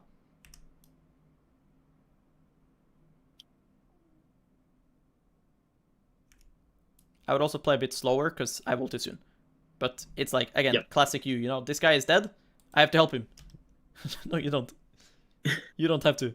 You have a queen flying to you soon, you have ulti soon. Like, yes, Vayne is dead, but this situation will only get better for you. And especially in an Atakan fight, if you waited your ult, it could be a lot better too. Because they could get chunked by Atakan and stuff. But yeah, I mean, the decision though to hit it, I would do the same. It's just important Vayne doesn't get caught. That's the only thing I would do different, is I would think about this more. Because if Vayne manages to get here, this would all be a lot better.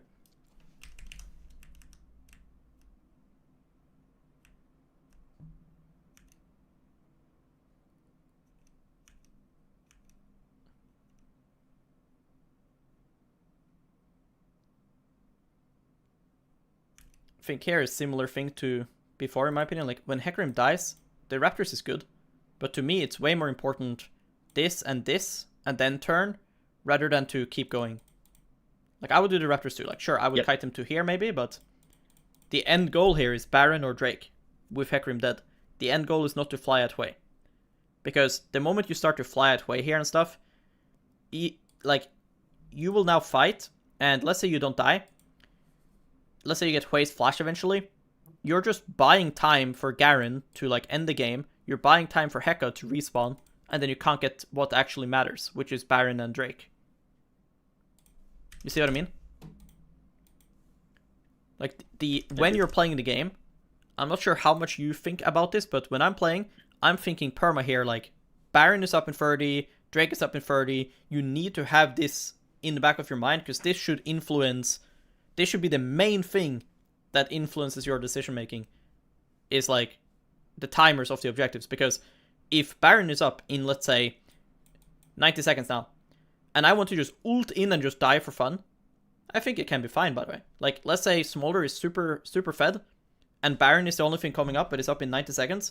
At this point, I can just fly in and just die, if it means I get Smolder's flash, because I'll be back up way before Baron anyways, right?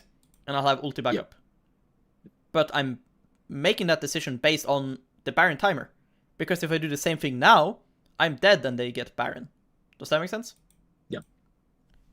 So I'm worried that you're not thinking about this enough, because when I'm watching my POV and I kill Hecarim here, I'm spam pinging right now. I'm pressing tab and I'm immediately pinging both this and this. And I'm thinking, which one do I do? Can I get both? Can I get both? If I can't get both, which one do I go for?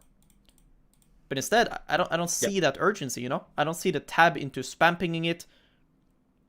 Your teammates aren't aware, you aren't aware. Because, again, it's fine to do this whilst I'm waiting for the spawn. But what's not fine is to now decide to all in this guy instead of going to Baron or going to Drake. If Hui walks up and starts to focus on Baron, and you then start to like go in and stuff, that makes sense, right? But this is so dogshit. Because now Garen is just getting tier 2. You've now lost your flash. You're dead to QW if he hits. But even if you're alive, it's still bad. Hecarim is now spawning. Now we can't go Baron. We can't go Drake. Because now they will come. Right? So now, did we even get enough? Not really. And now your tempo is really bad. So if they are smart now, what can they do? Let's say they don't walk in and die here. Let's say now they just play a bit safe. What should they do now? If your enemy team, how do you punish what Nocturne did? Kill him. I mean, sure, but let's say they don't kill you. Let's say you get out now, and they just leave. What other advantage should they have? Well, they're all right at Baron. They can just do it. Yeah. Because you need to run and heal, right? That's the thing. Yeah.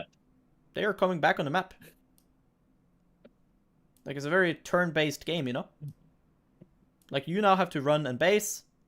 Imagine how Smolder didn't phase check the Veigar cage. Now they're all on the map. And they're chasing your team, and they're fighting your team, and Hecarim is ghosting at your team. They get Drake or Baron. It's up to them. Yep. So be way more aware of objective spawns. And be more willing to like do the objective and turn on them. Rather than like chase them like that. Yep.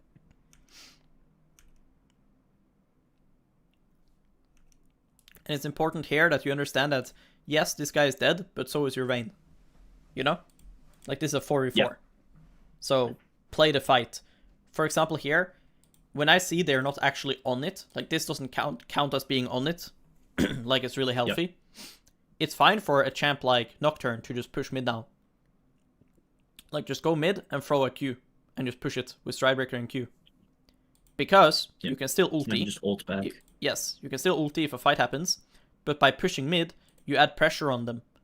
Because if they keep just standing here AFK, they're gonna lose this wave, but on top of this, you remove them vision here, which means you could transfer your pressure over to Baron, but you can also decide to use this wave as like some of a flank to dive Smolder on top, because Smolder will probably respond to Vayne.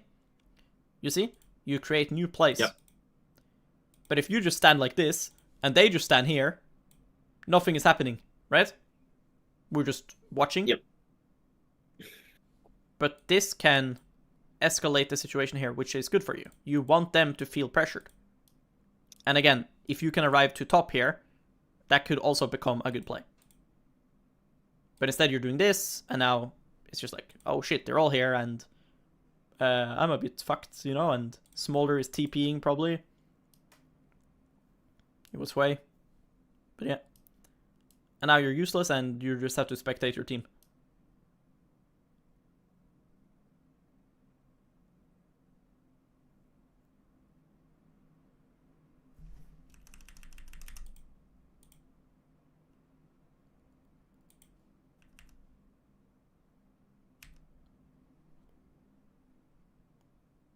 Nice. This is what I was saying in loading screen, you know? Like, when you're playing Nocturne and you see champions like Wei, champions like Syndra, you can be aware that this is plays that you can go for a lot, you know? Yep.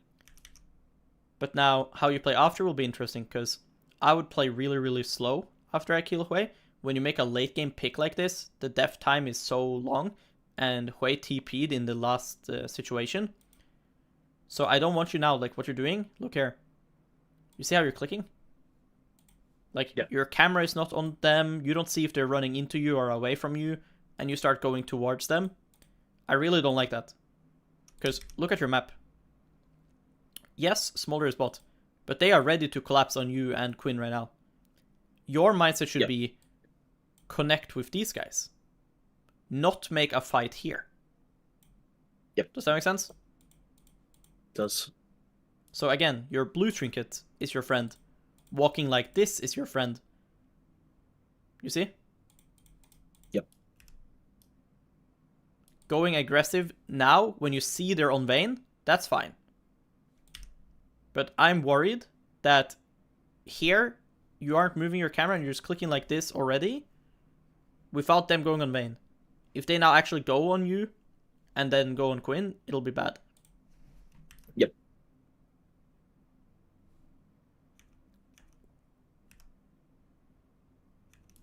Now I would start playing aggro. Like, now that we're more connected, I would play more aggro. And I would even go as far and let them, like, go on me, potentially. Because Smolder has to rotate all this way, right? Which Smolder is really bad at rotating.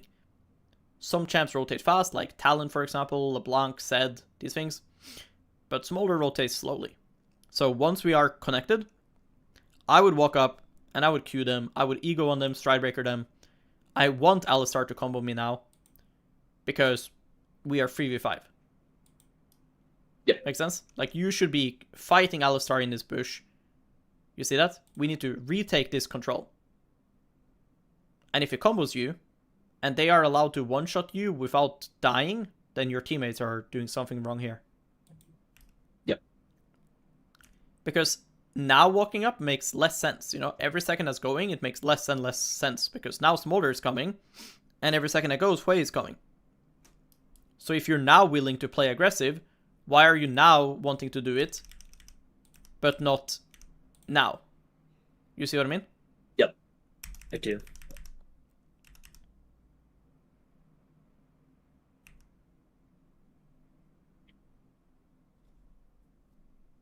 Nice. Careful, careful, careful. Yeah.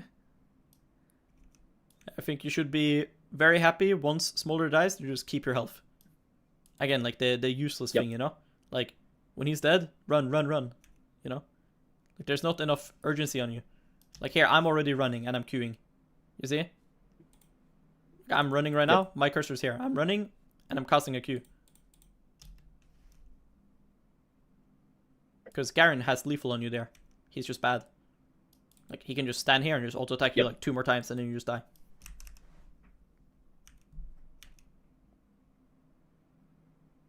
And I mean, here you are literally out, I think. If you just run to top side, you're always out. Yep. You see?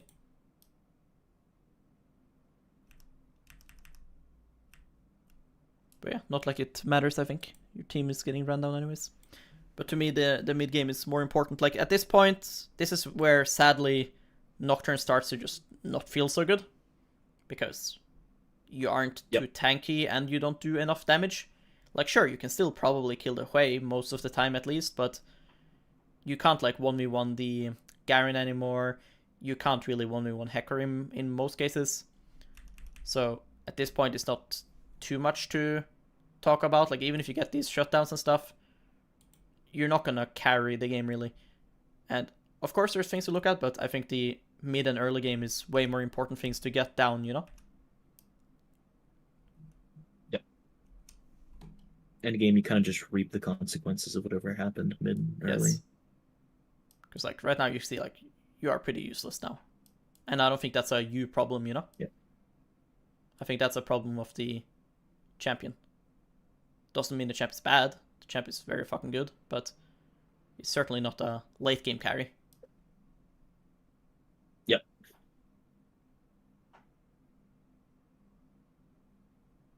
So yeah. Do you have any questions?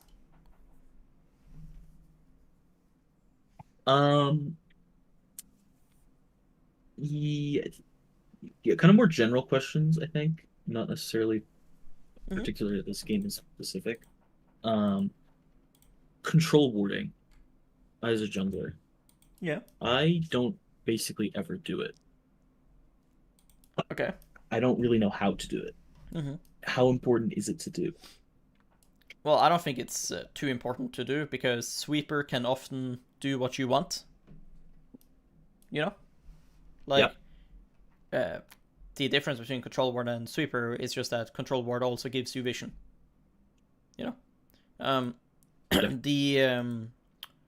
The Drake Ward I told you about is something that can be done with Pink, aka Control Ward. If you look now, for example, on your base, when you base here, after all of this, when now Dragon is up and you don't want to do it, let's say now you have enough for Control Ward, a good Control Ward to place could be now here on the Drake. So let's say here. Yep. Let's say we don't ult way. We walk here towards bot lane. If I don't want to do the Drake, it can be good to just place one over the wall, because you'll see the Drake for the rest of the game until someone on enemy team walks exactly like this and decides to start hitting it. But if they do that, that's quite a time amount to spend, and it also gives you info. And it's impossible for them to ever do Drake without you knowing then. You know? So that's a good way to use it. Other than that, early game Control Wards is usually just used as a normal ward trinket for your laners or for your own jungle. Like, let's say maybe you're scared of getting invaded. Maybe you place a Control Ward here, and then you know if he's invading your camps, you know? Or let's say enemy has strong ganks like Jarvan or Nunu or something, and maybe you're worried about your Quinn. So on your next full clear up to top, when you come here to gank, you just give her a ward here or here as well. You see? Yep. But I wouldn't say you should have 10 pings average a game. That's 750 gold, and I think that you're gonna be way better off just having actual items. But in cases like this, if I now had enough for a pink, I would buy it. But that doesn't mean I'm instantly using it. If here Hecarim doesn't show, I would probably use it on Drake. But if he shows somewhere and I know he's not on Drake, I'd probably hold it for a while. And in mid to late game is where you use it differently. Mid to late game, you basically only use it on objectives or when you're trapping enemy. So for example, let's say we didn't do this int play, right? And we were playing Drake. I would be basing, clearing this, puffing down, and I'd probably pink the banana bush, this one. It's like shaped like a banana, you know?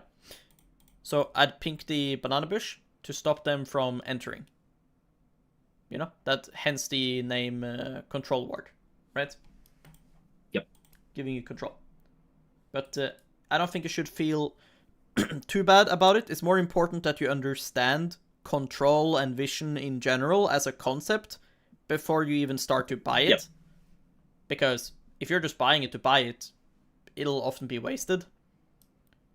But once you understand control and vision better, it'll be easier to know how to use it. Does that make sense? Yep. Because you can learn vision and control through sweepers and yellow trinkets, and then when you get good at it, buy more pinks. But you don't need to buy pinks to practice it, if that makes sense. Yep, makes sense. Sounds good? Yep. All right. I also recorded this for you, so I'll send you a recording of it later as well. Thank you. And I hope you have a good rest of your day. I will. I'll try to get some games in. All right. Sounds good, man. Bye-bye. Later.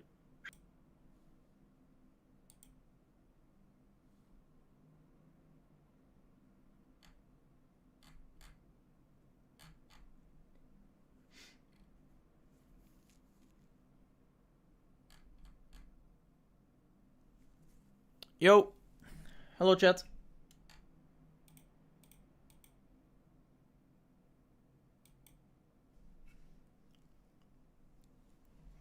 Hello, hello.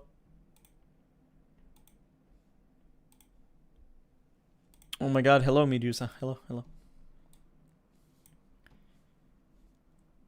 Did you guys see my Draven tweet? It's a complete banger, no?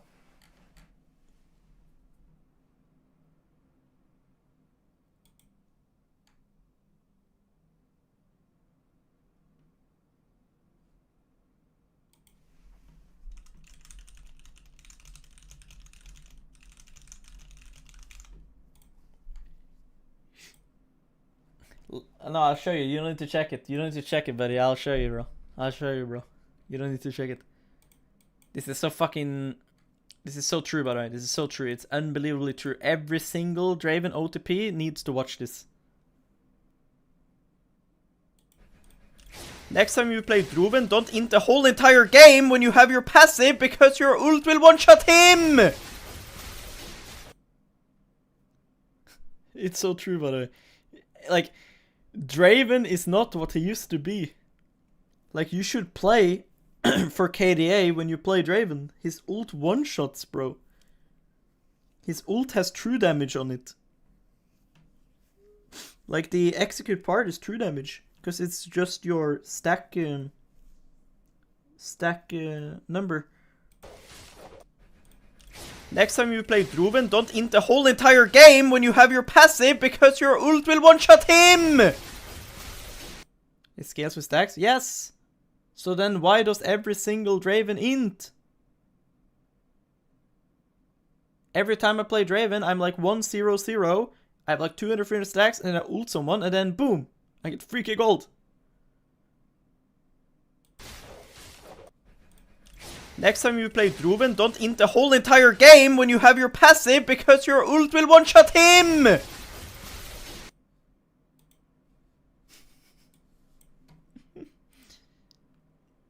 No problem, Zachary. What's the night session?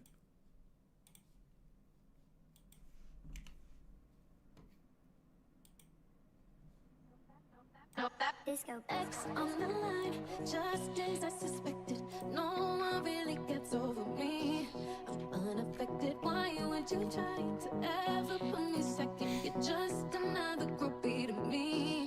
No, I'm out here single, and I need some real. Now I got standards. Give a fuck how you feel. I'm out here single. Tell me what's the deal. Now I got standards. Give a fuck how you feel. No broke boys, no new bands.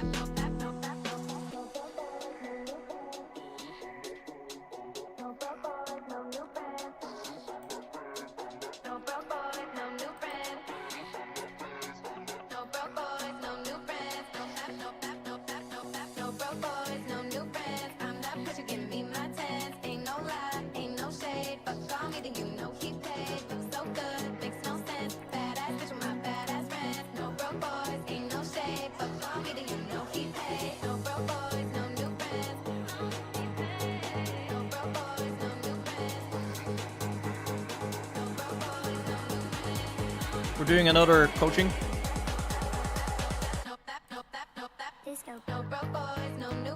Oh my god. We are doing Casadin.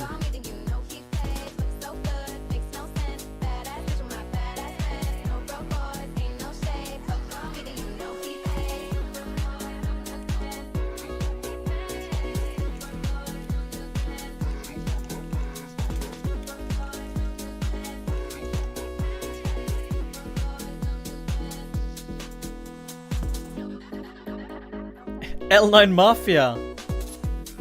Yes, exactly.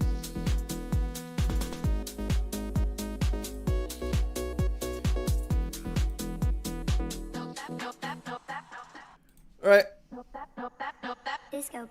I'm gonna AFK like 2 minutes. And then we go. Casadin. Casadin!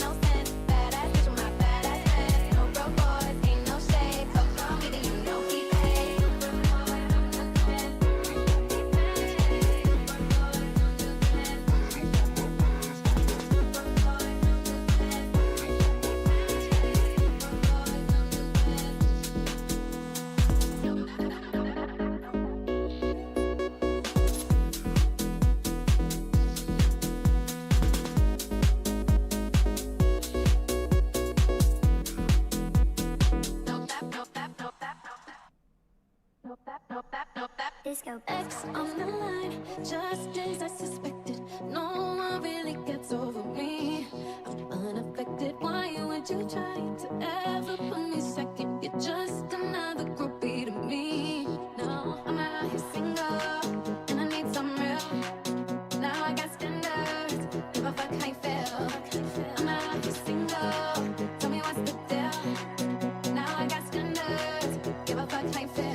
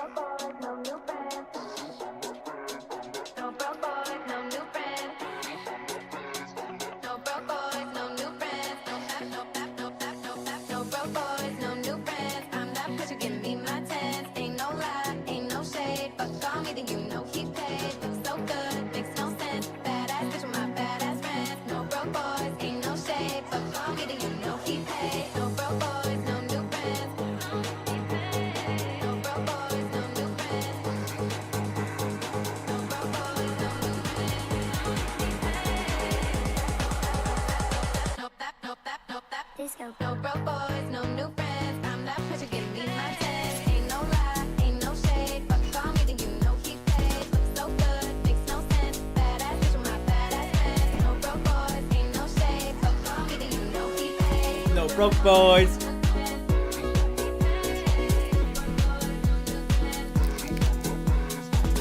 Come on, Mui. No broke boys, no new friends.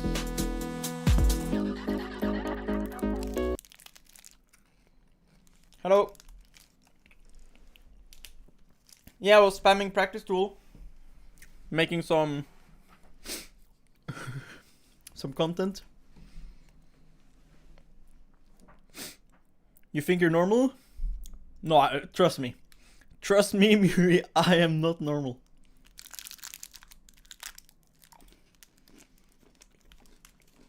You wanna see what I was doing before I do the coaching?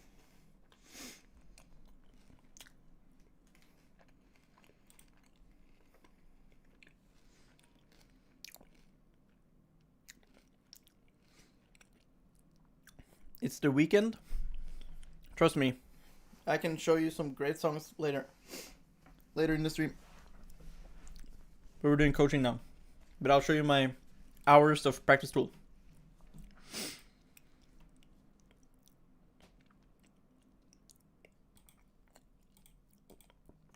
This trick is even useful for the guy we're coaching, because it works on Casa in E.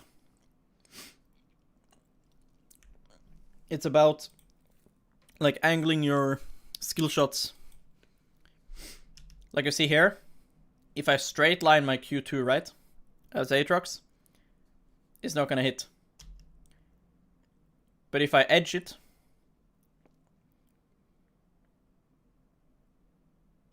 now it hits. Which is the same for many other champs. And especially things like Azir ult, it's really important to do it on. Because if you ult like this, you will miss often. But if you ult like this, you will hit. And yeah, Kassadin E works like that as well.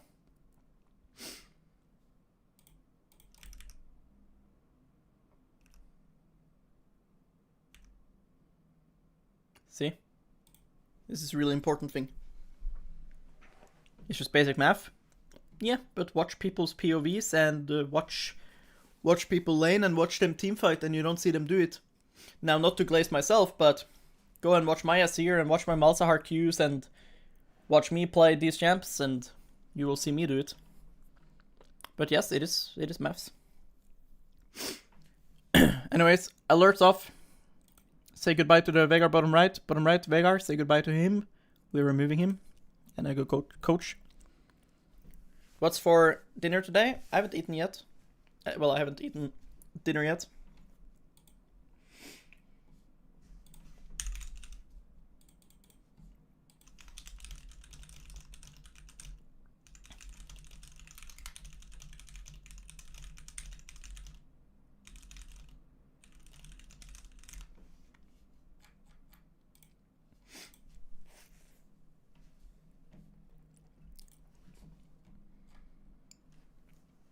But, yeah, I don't know. I don't even know what I'm having for dinner. Because I have 2 fridges. Now, no flex. I have like a walk-in fridge in the basement. I know my top fridge is like fucked. It's completely empty. But it's like treasure chest downstairs. Like, the basement is like treasure chest. So we'll see. I'll check later and I'll see what I can cook up.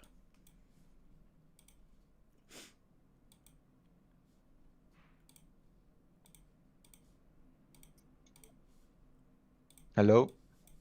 Hello, hello? Can you hear me? Yep. Perfect. Oh, you also have the banana thing. Yeah, of course. Nice. The best. It's fucking good. Did you get it from the thing? Yeah, from the Discord thing. Yeah, nice. Gave it Nice. to me. Nice, good.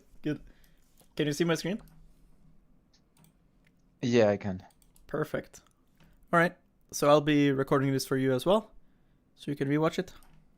Sure, thank you. Nice. Is there any reason in particular why you wanted to watch this game?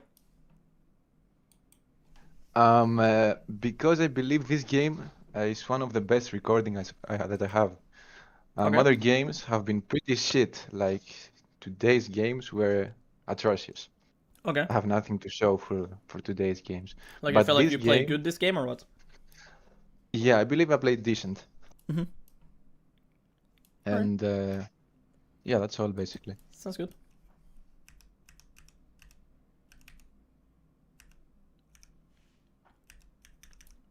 Yeah, I mean, first thing, like already, is like, and this will matter even more next season. Mhm. If I'm AFK for whatever reason, because I mean, it happens. Sometimes you're AFK, like here, you're thinking about your starting item. I Yep. refuse to cover. I will just stand in my lane. Because what happened to Okay. you here could be so much worse. Like, yeah, it's just sack, but this could be 5 champions here. Yeah, know? basically a flip. Yeah, and it's a flip for Yeah. no reason. Like, literally, there is no Yeah, reason yeah. to be here. Because let's say he's not here. Let's say they're actually invading. They already have passed this bush. So Yeah. why would I ever be here now? You know? Yeah, exactly. Yeah. Like, flipping isn't necessarily bad, but flipping when there is no real reward is really bad. And that's essentially what you're doing. So if I'm AFK, I would just stand like here. And I'm just gonna Yeah, stand okay. here. Because they could be Makes sense. 5 champs here, 5 here, they could be anywhere. And especially playing something like Kassadin, if you lose your flash level 1, it's so fucked, you know? Yeah, it's pretty bad.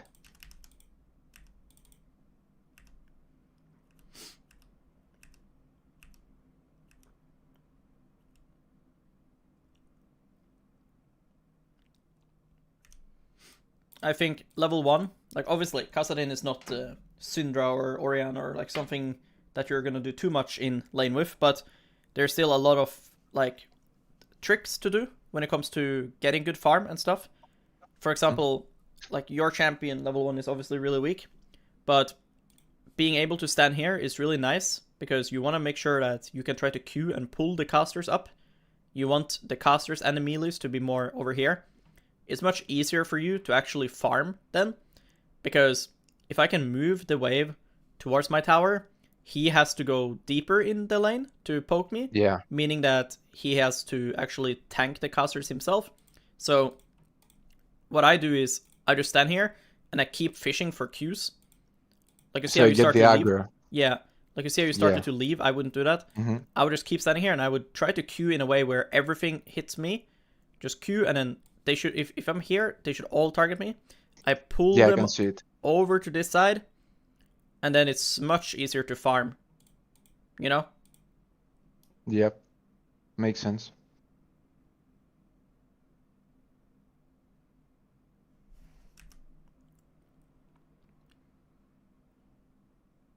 I think here I'm just thinking I should queue the Vladimir so he doesn't damages me in any way from his Q. Yeah, but that's also a thing. Like if you're pulling the wave, they don't get hit as much as well. So often you can queue him and then still get Q for the farm. You know? Yeah.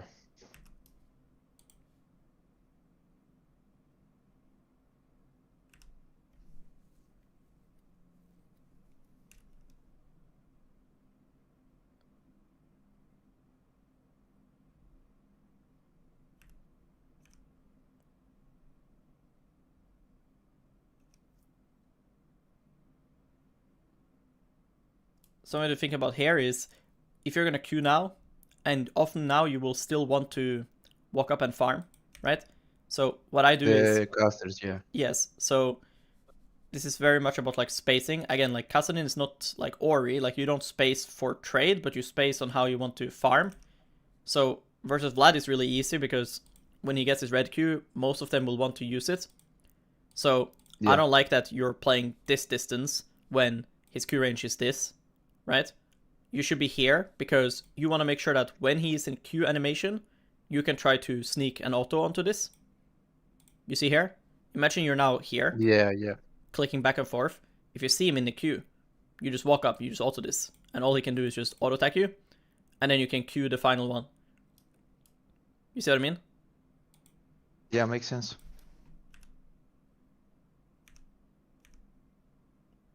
I mean, now you should just surrender this one, especially like you're playing this setup, right? So you don't have Biscuit, you don't have Second Wind, like you can't afford to go for this. The reason why you can farm like these ones is because it's hard for him to EU in this position, and his Q is on CD. Yeah, have the minions. Yes, but now you've used your Q, and he will now have E and Q. So the fact you think you're allowed to do this is like crazy, because now you give him his best trade, you know? The fuck happened there? Yeah, He I just can see teleported. that. Look. Yeah, the internet f- things. What the fuck? You just got pike hooked. Something like that.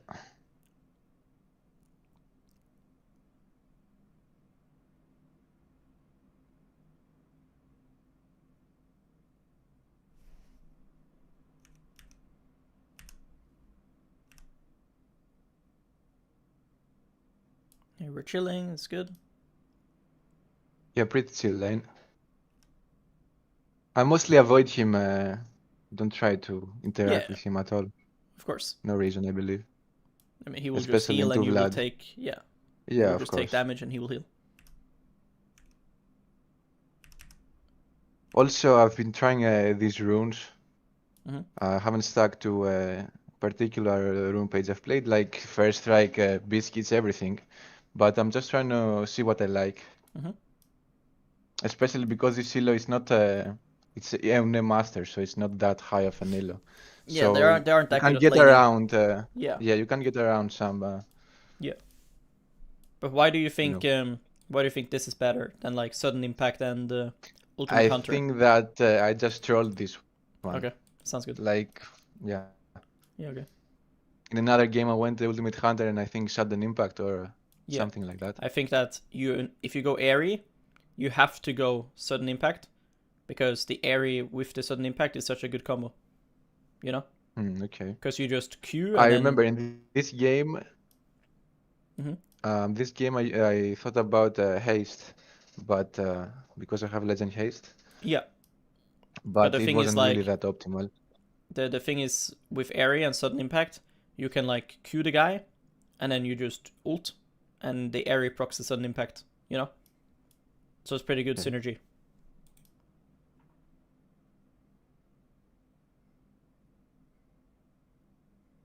But in most games, I'd go First Strike with Biscuits and Second Wind. Yeah. I mean, I like that the most too. It's so easy to farm, I feel like.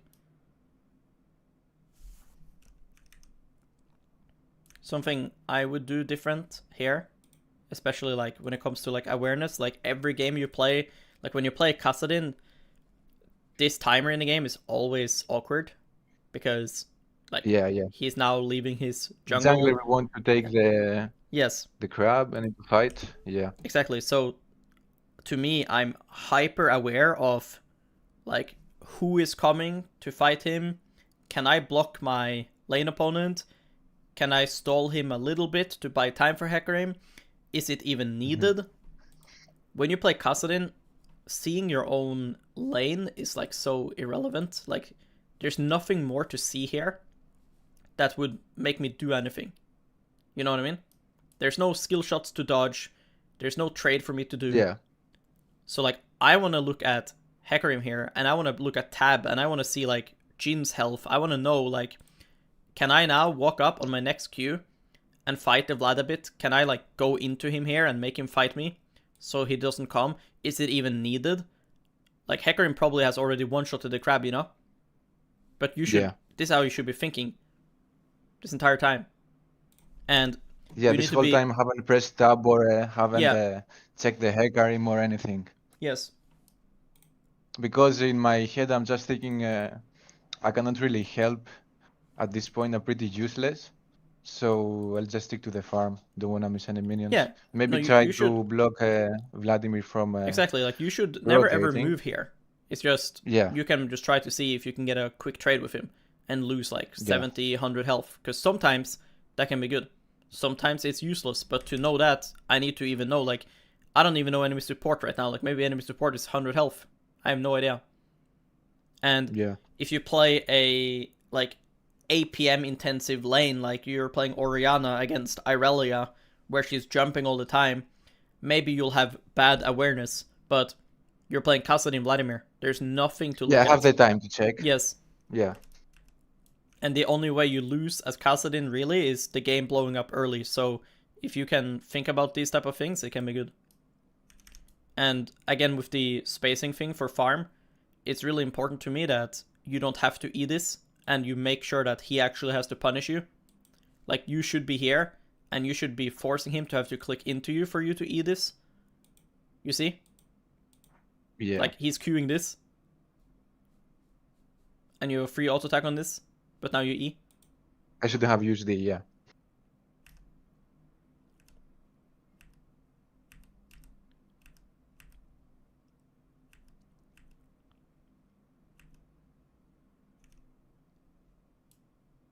I think on base like this, I would always get Dark Seal on Kassadin. Like, Okay. this champion snowballs so hard, and especially if you end up going like Roa build, it's pretty hard to die with Mage Eyes. So, like, the reason to not go Dark Seal is if you just want to be like tanky, for example, early game. Like, let's say I'm playing Kassadin against like Kiana, and I want to buy Cloth Armors or double Ruby Crystal. That makes sense. Yeah. But Of course. if you're gonna buy Tear and Amptome here, you might as well just go Dark Seal, I think. Because I'm you're losing a pressure from a base, you wanna say? yeah, like, you're basically saying here your lane is easy, because you're not buying Mantle or Ruby. So Yeah. I'd rather have Dark Seal than Amptome. It's the same stats basically, but Dark Seal will scale much better Will scale, for yeah. Kassadin.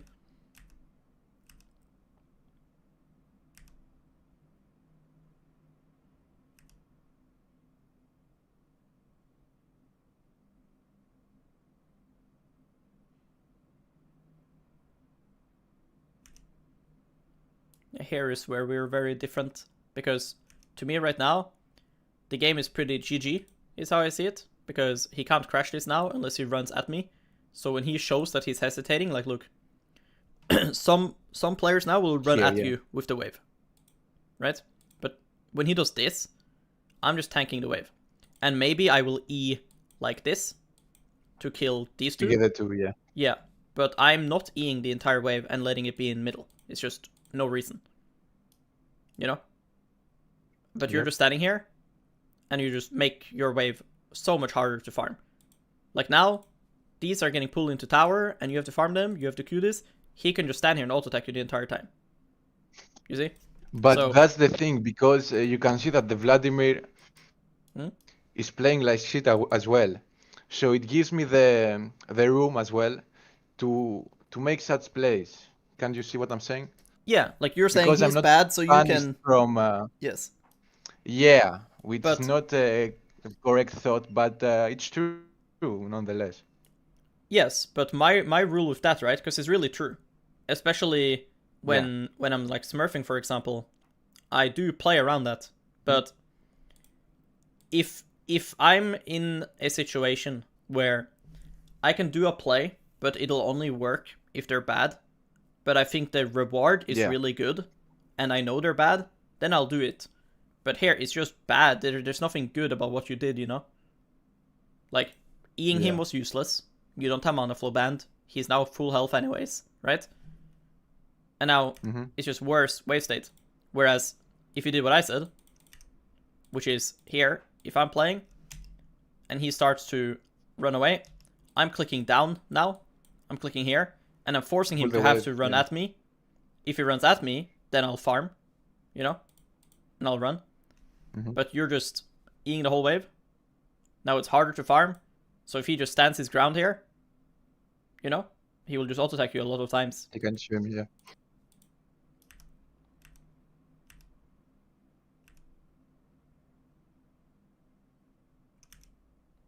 And here, something I do a lot is how I angle my E, because Again here I with don't want a- to hit this. Yeah, what you said Yes. about Aatrox, yeah. Yes. So I can just auto attack the minions from tower. Yeah.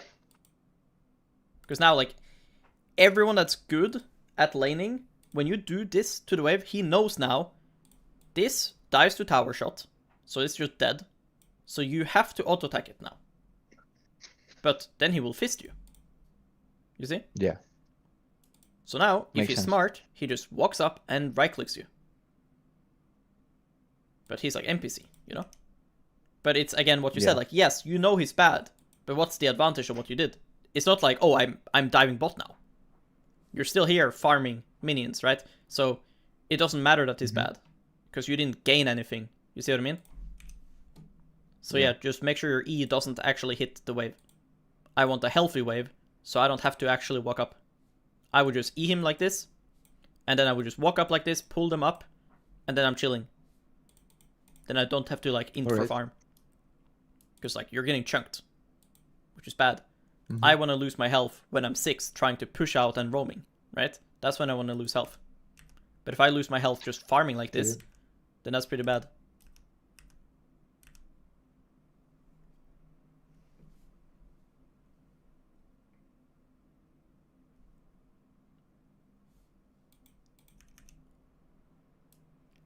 And yeah, what I said earlier about like tab pressing and stuff, I do think that you press tab very little, which is very weird because Kassadin, you should have very good awareness. You know? Like, I don't even know what Zac is building. Because some Zac players, they play fucking Darkseal Proto Belt, and some play Sunfire. Some also play CDR Boots Rush. I have no fucking idea. I don't even know if Zac has passive up. You know? Because your champion could now start ulting this, Eing it, and fighting with Hecarim. Because Hecarim is really strong. And yes, your champ is not OP in a fight, but if you get your ult stacked, you can just ult flash on Zac and one-shot him. You know? Yeah. But you can't if he's tank. But I have no idea what's even happening in the game. So I think that's going to be really important homework for you to like, especially during moments like this when Heka is doing Drake. It's really important to you. What is he doing next? Here we press tab, this guy's Codex, right? So you should be thinking this guy is useless. He's already died once. Look at the jungle diff, right? Yeah, we can fist him because Exactly. he has pickaxe with a longsword. Exactly. We can As well, he's 6. We can easily fist him. He's level 5 probably, and he has no passive. Yeah. Because he died, and he's troll building. So even though, yes, my champion doesn't want to fight, in this game I do want to fight. Because in this game we're 6-5, and in this game it's a squishy Zac. I have flash up. But this matters. I need to see this and think about this. That's all I'm thinking when I'm laning as Kassadin here, because the lane is useless, right? Like, there's nothing to think about here. So when I see this, it makes sense. What Hecarim is doing, it makes sense. Zac is full squishy and has no passive.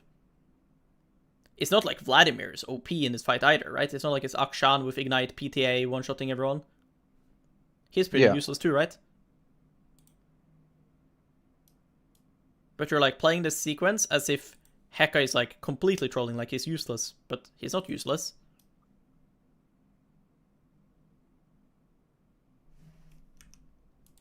And something I always pay attention to here as well, that I think I'm pretty good at, is when this happens, I click like this always, so that these just walk up. I would still rotate. You drag the wave, yeah. Yes, I would still but rotate. But you don't want them to die to the tower. Yes. Yeah. I would still rotate, but I make sure that they come back up here. Then while we're fighting, Vladimir is losing a lot of CS, and I can just return to lane after. Obviously, if these two are full health, and I have to stand here AFK and wait, then I wouldn't, right? But when it's like this, and I see that they are like dead, I know that I'm gonna be targeted, so I would pull it up always.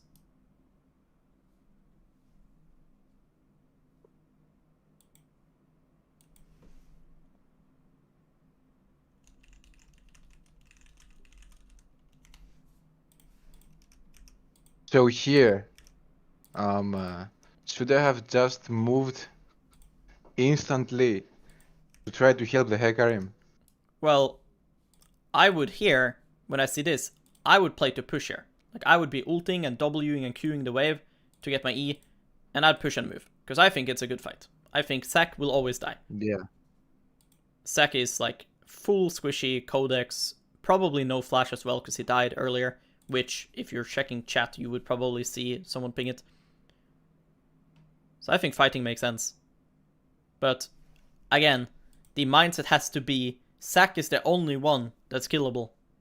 Not Vlad, right? But when we see how you play the fight, right? You are targeting Vlad. You see? Yeah. You are thinking about Vlad. Which is why I told you the entire time I feel like your awareness in the game of like what's happening in the specific game you're playing is bad. Because I'm Mm-hmm. never fighting here thinking we're killing Vladimir. How can we kill Vlad? You know, Vlad has like Exactly, sums, yeah. Vlad is full health, he has pool. We can't kill Vlad. We can only kill Zac because he's troll building. But I should know in game he's troll building and that he's the one we can kill.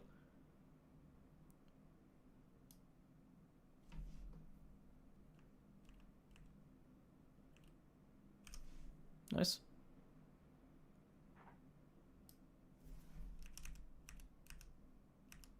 It's good base. I would swap to This Sweeper game at has this kept point. raw. Yeah.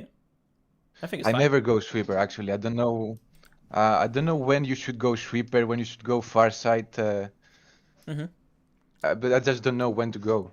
I think it's important to Each one of them. understand like which champion you're playing, because if you're playing a champion like, let's say, Kassadin, I wanna Echo, roam. Okay, so Akali, makes sense to go yeah, sweeper. like these champs, not only do they want to roam, but they also want to flank. Like if you think about minute 15, minute 20, 25, how are you actually playing Kassadin?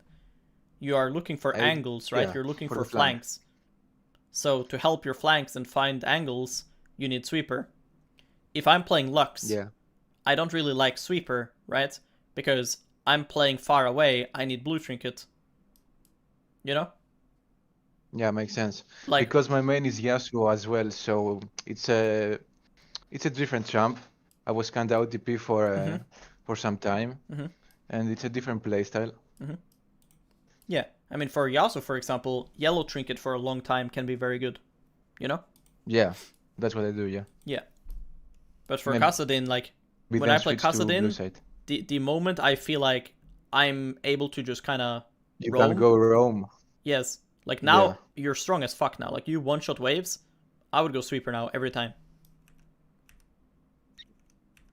So here I should just think that I need to one-shot the wave and look for a roam, correct? Yes, and that's why I don't like your base, because if I'm playing, if I have Amp Tome already, I don't like to upgrade it to Chapter. I'd rather just go this. Yeah. You see? And the dark still maybe. Yes. Because now if you do this, you didn't get much from this. You know? Just Yeah, get as much exactly. AP as you can. Like the mana here is fake in I my got opinion. more mana than than I should have. Yes. Should have had. Like you already have Tear. It's better you just power up AP. That way, right now, if you had so much AP, you can just one-shot waves, and then you can just ult flash on someone and one-shot them. Yeah. And here, I'm thinking the same thing as before. First thought is always this, is he griefing? In this one, I think he is. He's very much So I have to griefing look right now. first. Yeah, exactly. I need to look, because there will be a case where I again pull the wave up and I just follow. You know? But in this Yeah. one, he's inting for sure. Like, Panthin is in base, this is unfightable, he should Yeah, I just don't get like it and that. leave. But this is how you have to think every game, you know? Yep. Because if he's now inting, and we think this is dog shit, then why do you do this? Look. Yep. Because if you thought this was good, why the fuck aren't you just moving? You see? Because now it looks good, Yeah. right? Yeah. That's why I'm telling you this. That's why it's important. Just start walking up. Going here doesn't mean you're fighting. You haven't committed And then yet. I can decide Yes, yes. what I want to do. If Yeah, you're okay, makes here sense. and you decide it's so much better, because if it looks good, you can just already come, right? If it looks trash, you've already frozen the wave by walking up. Yes? Yeah. Generally, I think my spacing is really bad. From what I'm seeing now, Yeah. at least. Because in game I cannot really understand it, but Yeah. I think What it's you've just shown something makes sense. you have to like build on this, you know? You have to build the habit of doing these things. yeah. Because I think Kassadin is so good at doing this, because no matter what champion this is, he can't turn on you. You know? You just Yeah, I walk can up just live. and you just ult out if he's doing something. But it's so important that now you're not just standing here hitting the wave and then you're like, wait, we can fight actually. Because Yeah, that's exactly what I thought actually. yes, My thought because process. 1, it's now worse to move because you're wave state. 2, it's worse to move because you're late, right? 3, your position is worse. You're coming from here now rather than like here. You see what I mean? Yeah.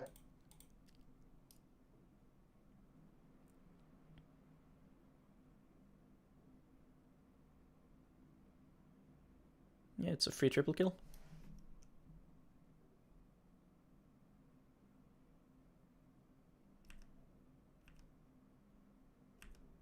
Yeah, nice. So what happened here? Why you want to go for next plate? I would just get this and leave. I got greedy. Because the wave was big, I was like, maybe I can get a few more gold out of it. Yeah, but I'm not sure about it being greedy. I think it's just dumb, no? Because, like, even if, let's say we want to be greedy, it's just bad, you know? Because let's say this guy doesn't come now, right? Because now this guy is now making you make the right decision, right? Yeah, exactly. Let's say he's not doing this. And that happens a lot to me, I believe. Yeah. Like in other games, in league games, of course. Let's say now you just kept hitting. Eventually, enemy Zac will either jump on you or Vlad will come back, and then you have to deal with next wave. And then you're basing at such a worse time. Right now, in-game, Hecarim will take free camps, and then he will ulti someone. He will either fight grubs and ulti someone there, or he will gank top and ult someone there, or bot lane will be back in lane and he will ult someone there. That's what should happen at probably 9:45, 50 in-game. That's what's going to happen. If you make this decision, at this game timer, you are in base. That is going to infinitely more hurt the game than you losing out on this one plate. So, it's just, you have to believe that the time that you save will turn into something good. Right now in game, you should think, okay, I can take this, that's fine. But I need to make sure that I'm coming behind this wave, and I'm giving enemy as little time as possible. Because, yeah, like, your decision got kind of fixed, but only because Soraka. Yeah, because Soraka subbed. Yes. And I just got lucky and I lived. Yeah, but I'm sad already, you know? Like, that it's like, that you wanted to go for the next one. Because I can see your click, you're only running because Soraka came. Yeah. But mindset in general just has to be, like, because if the plate wasn't even takeable, like, I would be basing now, you know? But since it's 1 health, I would do what you did too. But I would be running now. Here I'm running. Run. Sometimes what I do in these cases too is I would just press B here. When you're this low and it's obvious you're basing, I often just base here and you still get the plate, you know? You can get the plate from the range, yeah. If I'm healthy though, I don't like to do that. I'd rather base in fog. But if I'm low after getting a triple kill, I think that fogging is fake because everyone should know that I'm basing, right? Yeah. But yeah, this is pretty dog shit because now you feel like, oh, I need to base. And then now you run back to lane, you're really late, and here we see Hecarim, right? Like I said, 9:45, 9:50, he's gonna start looking for things. And that's what he's doing. Now he's looking, and you are here. You should already be here. So if I took the base, I would already be there. Yes. Yeah. And then now you can follow him. Like, this is a good play, right? What he's doing. But you're now AFK. And if he gets collapsed on, you're AFK. So. Yeah, would suck to have super now. Yeah. Okay, nice.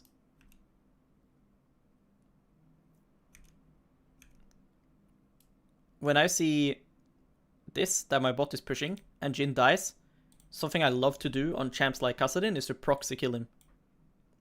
You need to abuse... So just go bot and abuse the boost.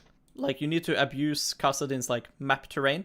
Like, of course, this trade is good. I would do that too. But after I do this, since he still has pool and he's gonna, like, heal under tower, I don't think I'm gonna dive him now. So I'd rather just crash this and now just proxy the Jhin. Because you lose nothing. Because wave is so far, right? Yeah. So usually my sequence here would look like I push this, and I go here, I proxy kill him, then I just TP back to tower, usually how it looks. Yeah. Because I think what you're about to do now is kind of useless. I feel like if you just Qs now and it just pools, you're not really doing anything. Like, if you think about, like, how am I going to win the game? You getting this plate compared to killing Jhin now again, right? Like, this is kind of useless, what you're doing. Yeah. this is the type of stuff you do when For you sure. can't do anything else. But Jin is about to show here now, and it's kind of illegal. Because Twitch and Lux can easily just walk here, right? If you're proxying. So, Mhm, mhm.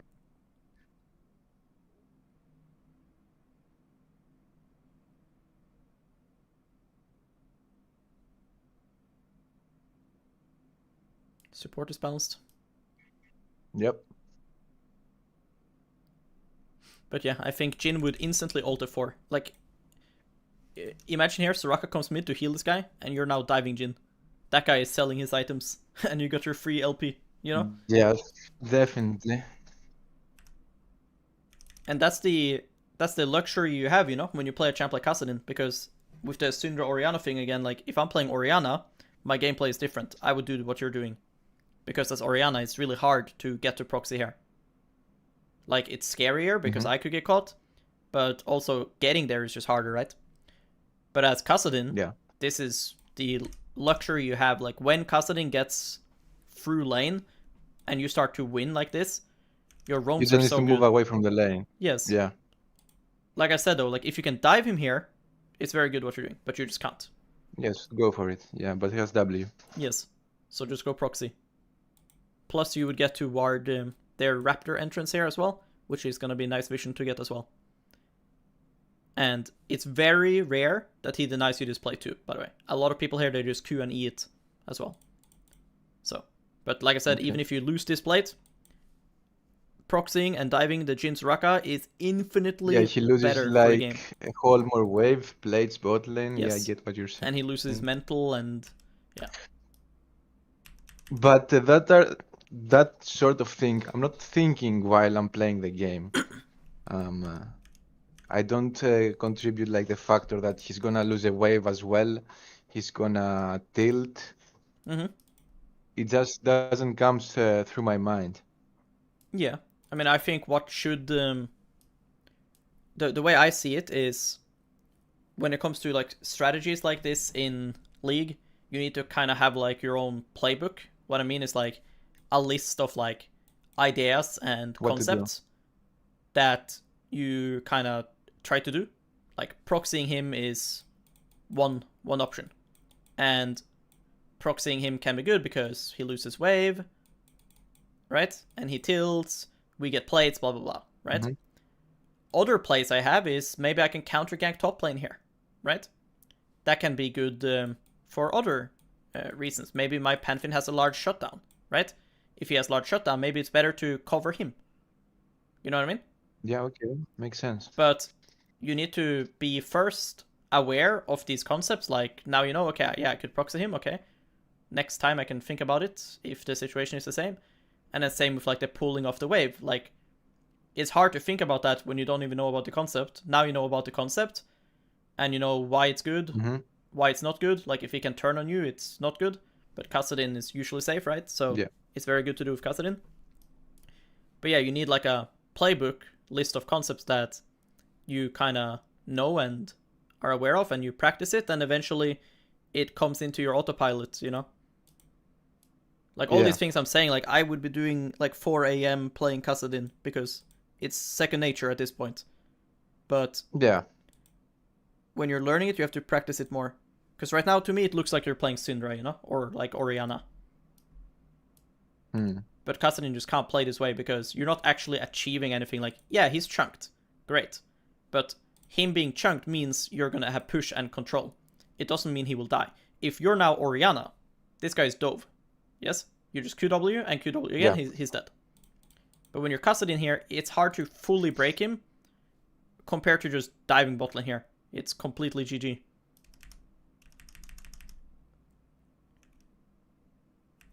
And here I tilt because Yeah, I mean, I understand.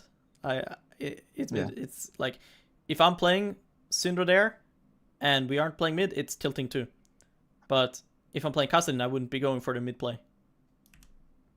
But like, I know what you're feeling. Like, you feel like it should be illegal, you know? Like, you feel like he should get fisted. I'm so strong. Why is he getting Yes. so much help when I'm down? Yes. Yeah. But what you should be thinking is, I'm so fucking strong, I can dive them bot lane. Yeah. Like, League is gonna be a very bad game to play if you being strong only means you can bully your opponent. There's 4 other champions in the game, to right? influence the whole map. Yeah. Yes. This is why you main mid lane. This is the reason why you main mid. This should be the reason why you main mid. Because if you want to play how you're playing there, you should just go play top lane. You know what I mean? The difference between top and mid is exactly that. That this guy's fisted, but instead of fisting him, I'm diving bot. Because I'm mid lane. If I'm playing and then top I'm getting lane... more ahead, and I can fist him anyways. Yes, yes. It's not like it was a situation where it's like, I must kill him now or he will outscale me. No. Yeah.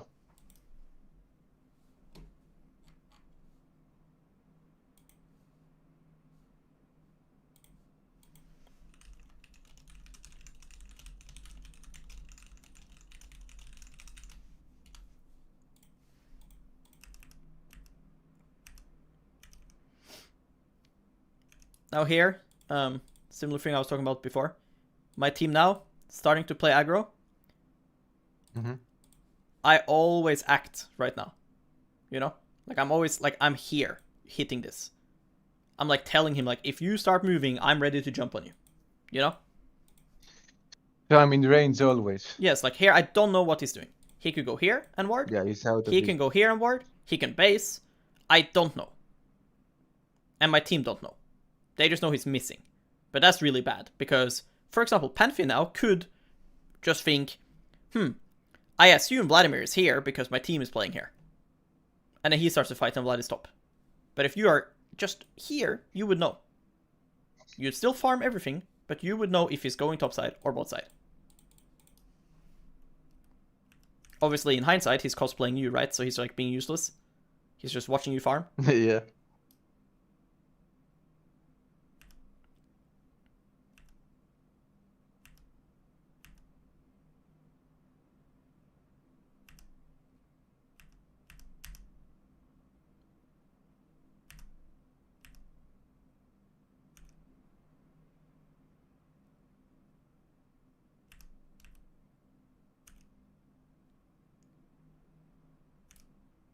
I think you're thinking too short term here. These guys are just locked, you know? Like, they're jailed. Like, if you crash this, where do they go? You see what I mean? Yeah. Like, just crash this. Like, So this just guy... crash the wave and this guy's still not getting be dove. patient. You still kill Zac. Hecarim is coming to kill Zac. Right? So, like, doing this is so troll because, yeah, I mean, you kill her and then now you're dead. You see? Yeah, it's pretty bad. So, I don't want you to ever think like that. Like, yeah, you TP'd and stuff, but there's more to get here than killing them. Like, you now chunk this guy. You chunk Zed. He can't lane now. Zac is going to be fisted. And kill Zac. Yes, Zac's going to get fisted now. Hecarim is coming. After that, you and Hecarim can dive them. Vladimir's way too far. There's more than just killing Yeah, that Soraka. was completely useless.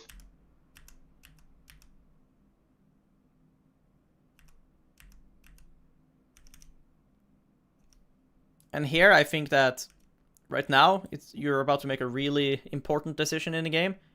Because right now, Herald is spawning, Hecarim is topside, but his bot camps is up. Right? But there's way more resources for you on topside. Yes? Like, there's wave crashing, Tower, there's going to be yeah. next wave. And also, like you said, tower.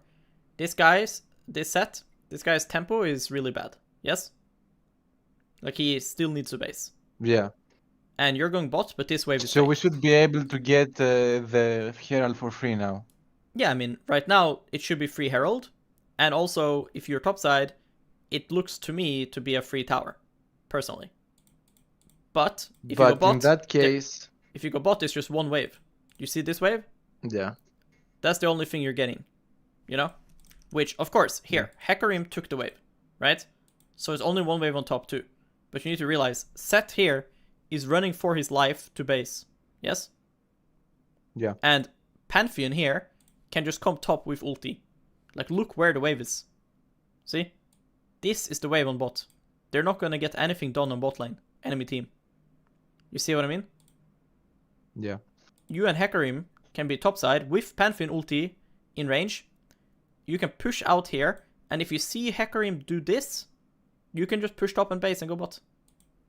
You see what I mean, right? Like, Jhin has to kill this So whole it wave. should just be top lane with Pantheon because I wouldn't go top mostly because Pantheon is pathing towards the lane. Well, you And I clicked would bot think already though. I should go you know? bot. Yeah, I don't think anyone because I should be thought bot from personally. before. Okay, okay. I think So it would be fine for I me would to go just here. walk with Pantheon. Yeah, I would go here, and then Pantheon can look to ulti anywhere. If Zed goes top, we ult him, we get the tower. If they walk on mid, Pantheon can ulti here.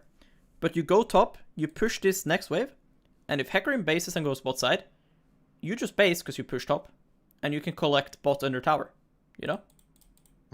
Yeah. But I think doing this is useless. And, like right now, only thing you can do is to fight this guy. But they can also send everyone here too, you know? Like you see here how Soraka is here. She can also come bot. But yeah, you can kill the guy who's 0-7. Yeah, 0-4 with Axe Mark.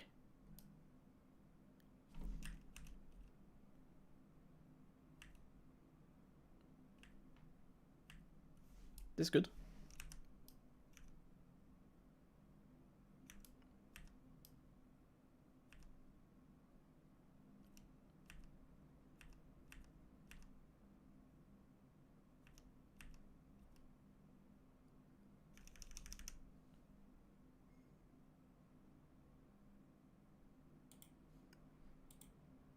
I think something that will help you so much is if you just learn the flow of the game, because I do think you're inting your team quite a lot. Because, of course, this game, you can say is a free win, but the only way you lose this game is if your teammates get, like, too confident, they start to fight, they lose their shutdowns, Yeah, they or... give silence to Vladimir. Yeah. Which is what happened. Yeah.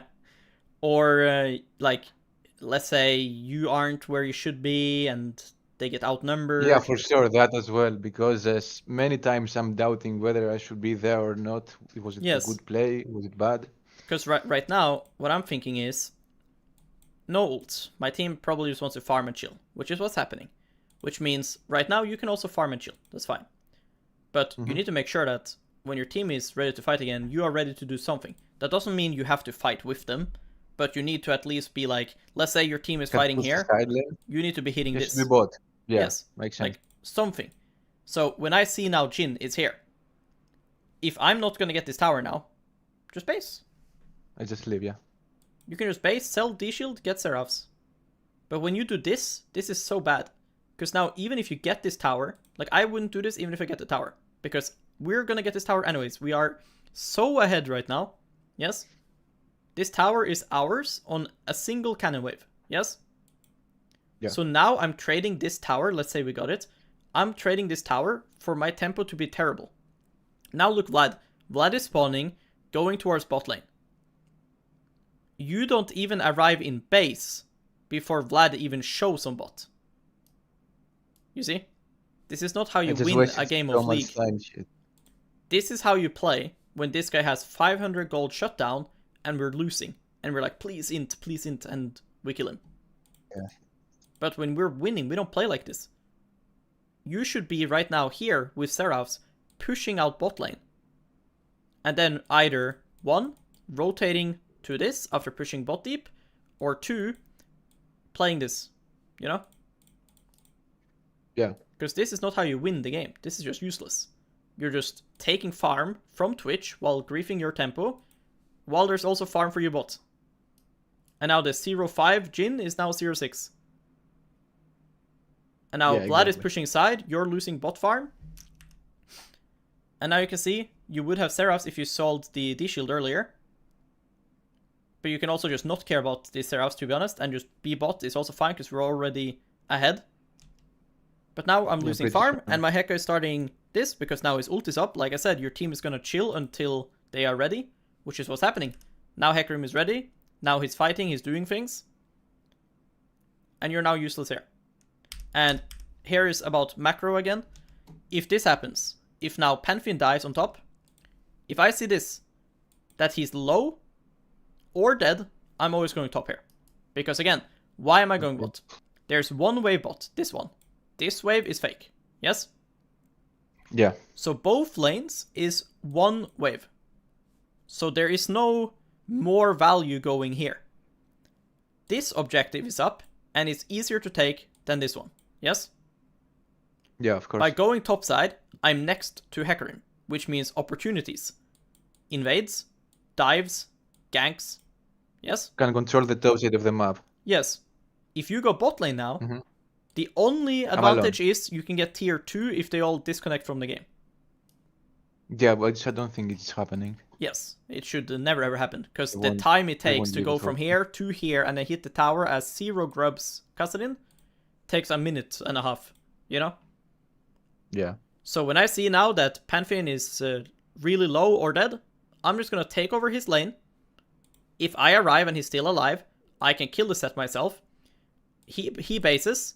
He can then either start playing bot lane if Vladimir keeps pushing, or he can just ulti or TP back to topside. I can swap with him many things. But going bot Yeah. is so useless. Because you'll see now, you will arrive to bot, you'll farm one wave, which is the same wave as here. Fight happens topside, which you could be going to right now. And now you're here and you will never ever get a tier 2. Which you notice here. That's, yeah, you can't get tier 2. You see? Yep.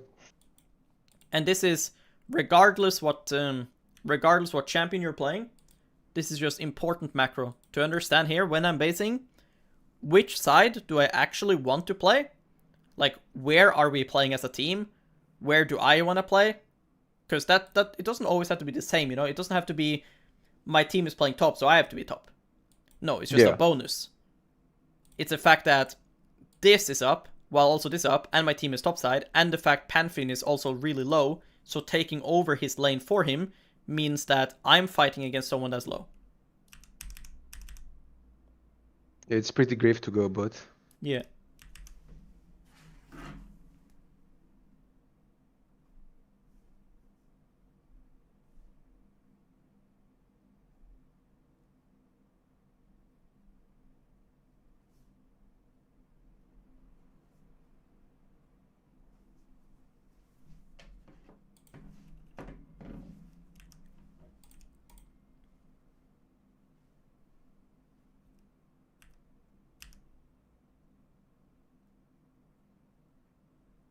Nice rocket dice.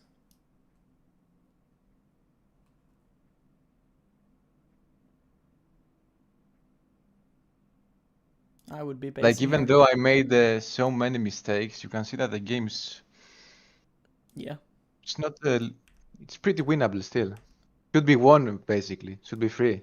Yes. I mean, here you're smurfing, no? This is a classic TP from me here. This is good TP. Yeah, I know. I've been watching the streams. Yes. Ideally, you TP and then buy items, but yeah, this is good. Because like right now, Yeah, okay. right now you should be pushing, taking this, pushing, and then going out the can. Yeah. That's what should happen. Because if you do this TP but on bot, it's so dog shit. Because then you force someone else to have to deal with top, and then that guy might not have TP or might not be as good as you on side lane. And it's about using their tempo. Right now, let's say Set matches you. He is way behind you in tempo, right? So you can get the tower before he's here. Yeah, obviously in this game, you get Saxy Seed the moment on the final auto. So it's a bit unlucky. But it's also really troll that you ult, by the way. You shouldn't do that. You need to have your ult up. Like when you're doing this, you need to have I your ult greed up. it again for the wave. I wanted the minions, so I took the minions. That's what I thought. Yeah, but this wave is gonna come to you anyways, so you will get it safer.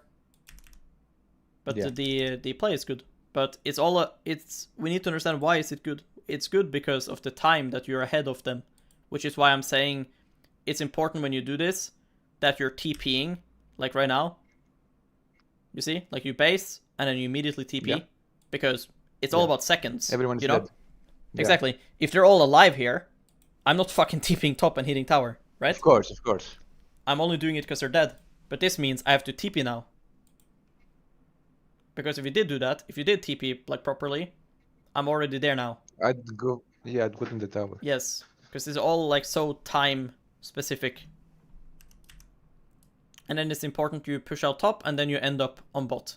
And then we just play bot side for like a while. Even if, let's say, they get this tower, it's fine. Just give it. Yeah, we get Atakan. Yeah. But yeah, obviously dying is disaster. You give shutdown on Magi, that's of course terrible.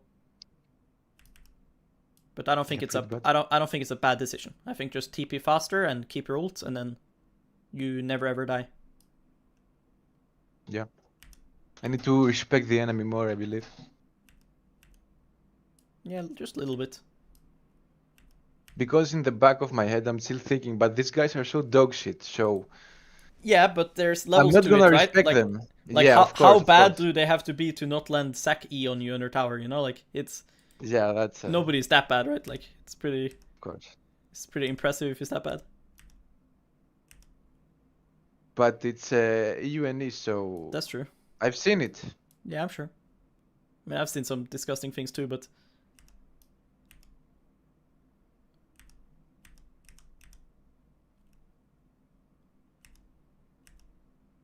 nice. But yeah, I really think your awareness just has to improve when you play this champ. Like, it's pretty obvious that, yeah, you used to be like Yasuo main, because Yeah. a lot of these things I'm saying, like, yeah, Yasuo can't really use it that much, but right now, there's a game to play after you kill this tower. It's not just kill this and base. There's also kill it and go mid, you know? So, Yeah. while I'm doing this, what is happening here is so important. I need to look first. Yes. Because I'm never looking actually. Like, now, you have a decision to make. Right? Yeah. You have 3 choices. Fight this guy, go mid, go here. Highest impact is to go mid. It's the highest payoff. If we kill them now, Yep. stop their play, we can even look to get this. Going here is the second highest good play, and this is the safest. Like, this one is gonna be, like, fine, like, 8 out of 10 times, just base. Just reset, yeah. Yeah, it's fine play, but that doesn't mean it's best. Like, going mid here can... Personally, I think I would choose to go mid if I have seen the HP of the enemies, or if I was just more aware, you know? Yeah, but you also need to think what champ is on enemy team. Right now, Jhin is here, probably because Zac is here pressing E, Yeah, okay, yeah. right? So, even if I'm basing now, I would always base like here, because every time I play versus a champion like Zac, I'm always expecting when I see my team walk up that Zac is pressing E. Does that make sense? Yeah, it does. So, like, even if I choose to go this way to base, I would still go here and base. Because the Yeah. only bad thing that can happen now is a team fight here. So I want to at least make sure I'm here basing, and then I cancel my base and I kill them. Than to just do this.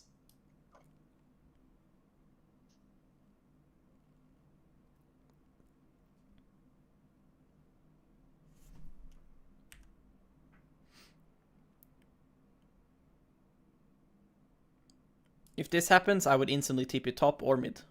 Like, if something like this is happening and they're all showing, I'm always TPing somewhere. After the base. Yeah. Okay, yeah. Because now, if this looks lost, I want to TP top and use the fact I see everyone. If it looks winnable, of course I want to TP. Yeah. But you make this decision, and I haven't seen a single I thing. never looked. So how can you know that this is good I to never TP? looked. Right? Because I think Yeah. this looks useless unless you're gonna 1v4. You see? Like, how do you kill him here? Because your team is full useless. So what are you gonna do? You're gonna do nothing, no? I mean, Jhin is dead. He's useless, maybe. But that's the only thing. Like, I'd rather get tier 2, personally. Because what I would Yeah. do is get tier 2, push it out. Get to waves fight as well, this. then can rotate. Yes. Yeah, makes sense. The Drake fight matters. Like, this doesn't matter. This was so useless, I think. I mean, that guy's win trading. What the fuck? Yeah. Like, you see those That's Ian Nordic Blitzcon? things, and it's just crazy. Yep. Eune super server. It's like working low key though. He's Yeah, actually it works. smurfing. I almost died. Yeah.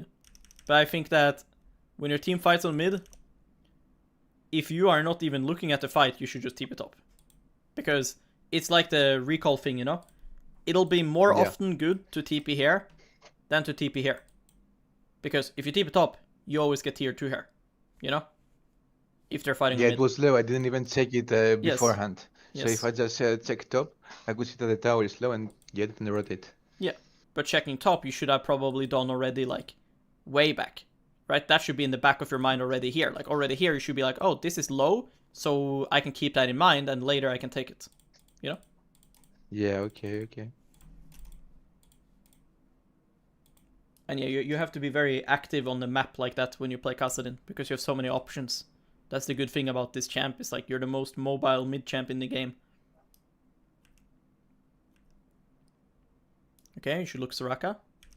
Look, when this is happening, and you see this, Yeah, go there. yes, I it's think like so, you're a at least. fucking lion, you know? Like, this Yeah. guy is away from his herd. So you catch him. Yeah. This is like National Geographic.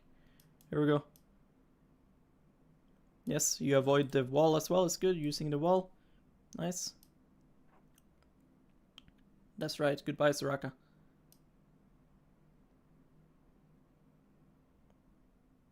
Get your ult as well. Lovely.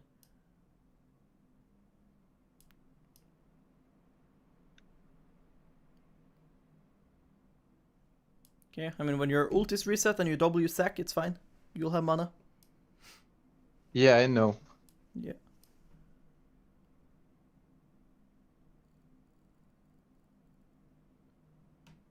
W Sonius. What? Good job. It's good. You would die otherwise. He was in Q animation. Yeah, I bet him, yeah.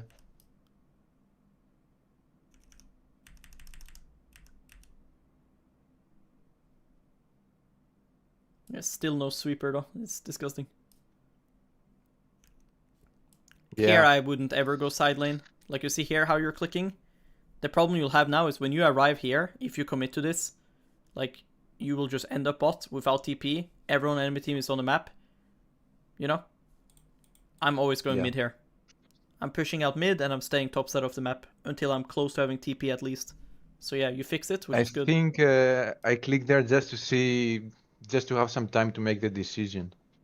Yeah, but the decision should already be made, you know? Like, in this map Yeah, state, yeah. like, you should already be like, I don't have TP, right? I don't have TP. Baron is up. My whole team is dead. Enemy team is alive. If So I cannot start to be show on the here, bot side of the map. if I show on bot lane, they will They just can just- force a yeah. fight topside. Yeah. And there's not even a great reward. It's not like I'm trading Baron for like tier 2, like there's tier 3, it's useless. Would it be worth actually to trade Baron for tier Well, in 2? some games, if the game is like really lost and I need like a bounty tier 2, it can be good, yeah. But in this game state, Okay. no.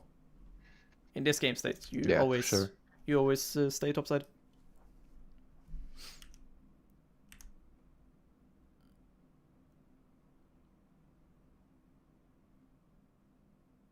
No. Here I No. trolled, I fucking trolled here. This game, you need to flash on Soraka. Soraka has to die this game. Like, she heals them so much. So if you're gonna flash on anyone, you just stand here now and be patient. Just stand here, be patient, flash on Soraka, one-shot her, then go on to Jhin. Again, you're like a lion, you know? You hunt this guy, you hunt this guy. You don't just go in here. Yeah, I can never kill those guys with Soraka as well. Yeah, but even if, let's say you kill Zac here, that's like only thing you did with your flash. Soraka will still kill the other. Yes. So you just spectate, just stand here and spectate, Yeah. flash on I Soraka. think I just tunnel vision to Zac because he's low. is low, He's in yes. R plus range. Yes. So I'm thinking I just kill him and then I can R again and Exactly. get out, get in. But this is why before the fight, you have to already kind of think like, who do I want to focus, right? If I can watch out Vlad, great. Of course, he's really strong. But if I can't kill Vlad, Soraka is the best one. We should ignore her KDA, it doesn't matter. Yeah. This guy easily can come here now with Dawncore. Dawncore, Moonstone, Soraka with 3 Bruiser champs. She's really, really strong. And she's the easiest one for you to kill as well. And Kassadin often wants to like dance around the fight. Which means if the main fight is like over here, if I can start going here, that's really good. I apply pressure to them. Yes. Yeah. And you're kind of kiting them, you know? Mm-hmm. But here you just go in and then instantly you're CC'd and then shit, and now I'm out of mana. Please W and R. Yep. And I'm alive and I'm useless. I now wasted my flash. Unlucky. But I live. Yeah, but you have no flash. So, Yeah. GG. Uh, and like having flash as Kassadin is really important because your flash combo is OP. Yeah, when I have the opportunity to air flash, I wanna Yeah. think, is it really worth it to? So because if I don't get much out of it, I'm kinda fucked sometimes. Yeah, but like So I want to like, this fight is important, you know, because we will lose Nash if they are all alive. yeah, So it's worth to use flash here, but the target you're choosing is bad. not on the Zac, of course. If you one-shot the Jin and Soraka, then you are alive after with good conditions. They can't go Nash. But yes, you're right. Yeah. The flash combo is very powerful, but you need to actually get something out of it, especially in mid and late game. In early game is always worth because you need to start getting strong, but in mid to late game, we only flash ult to actually get something good going. Yeah, that's true. Yeah, secure an objective tower or something, Yes. or maybe try to close the game. Yeah. Most of the time, that's what I try. But you see, like, it's so useless unless you kill Soraka. Like, look here when you fight Yeah. Zac.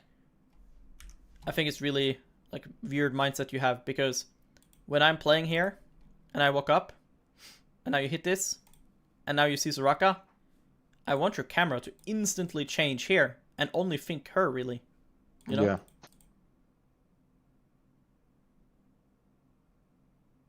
Here I just wanted the red buff for a start. Because look, you one-shot her. It's so Yeah. fucking good. Nice. It's good. You played it good. But yeah, I think the mid game is what's important, mid game and like early game.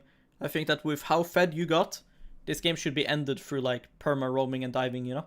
Yeah, for sure. Because you can see like what I was saying is true. Like this game now ended up going late game, which I mean, sure, you are strong, but like your Pantheon is useless. Pantheon will often be useless late game. Your Lux support is useless. Enemy Enchanter with 3 bruisers is 1v9. Vladimir is scaling 2. So Yeah. it's not a good game anymore. And if you did the things I said, like you proxied and stuff like this, and you did the good macro going top instead of Pantheon going top, right? Then the game Yeah. would just kind of explode, I feel like. And Yeah, I agree. and we would just end the game. Because when you play Kassadin, like you make it so easy to understand what you should do, but of course you know beforehand what you need to do, and that's the hard thing.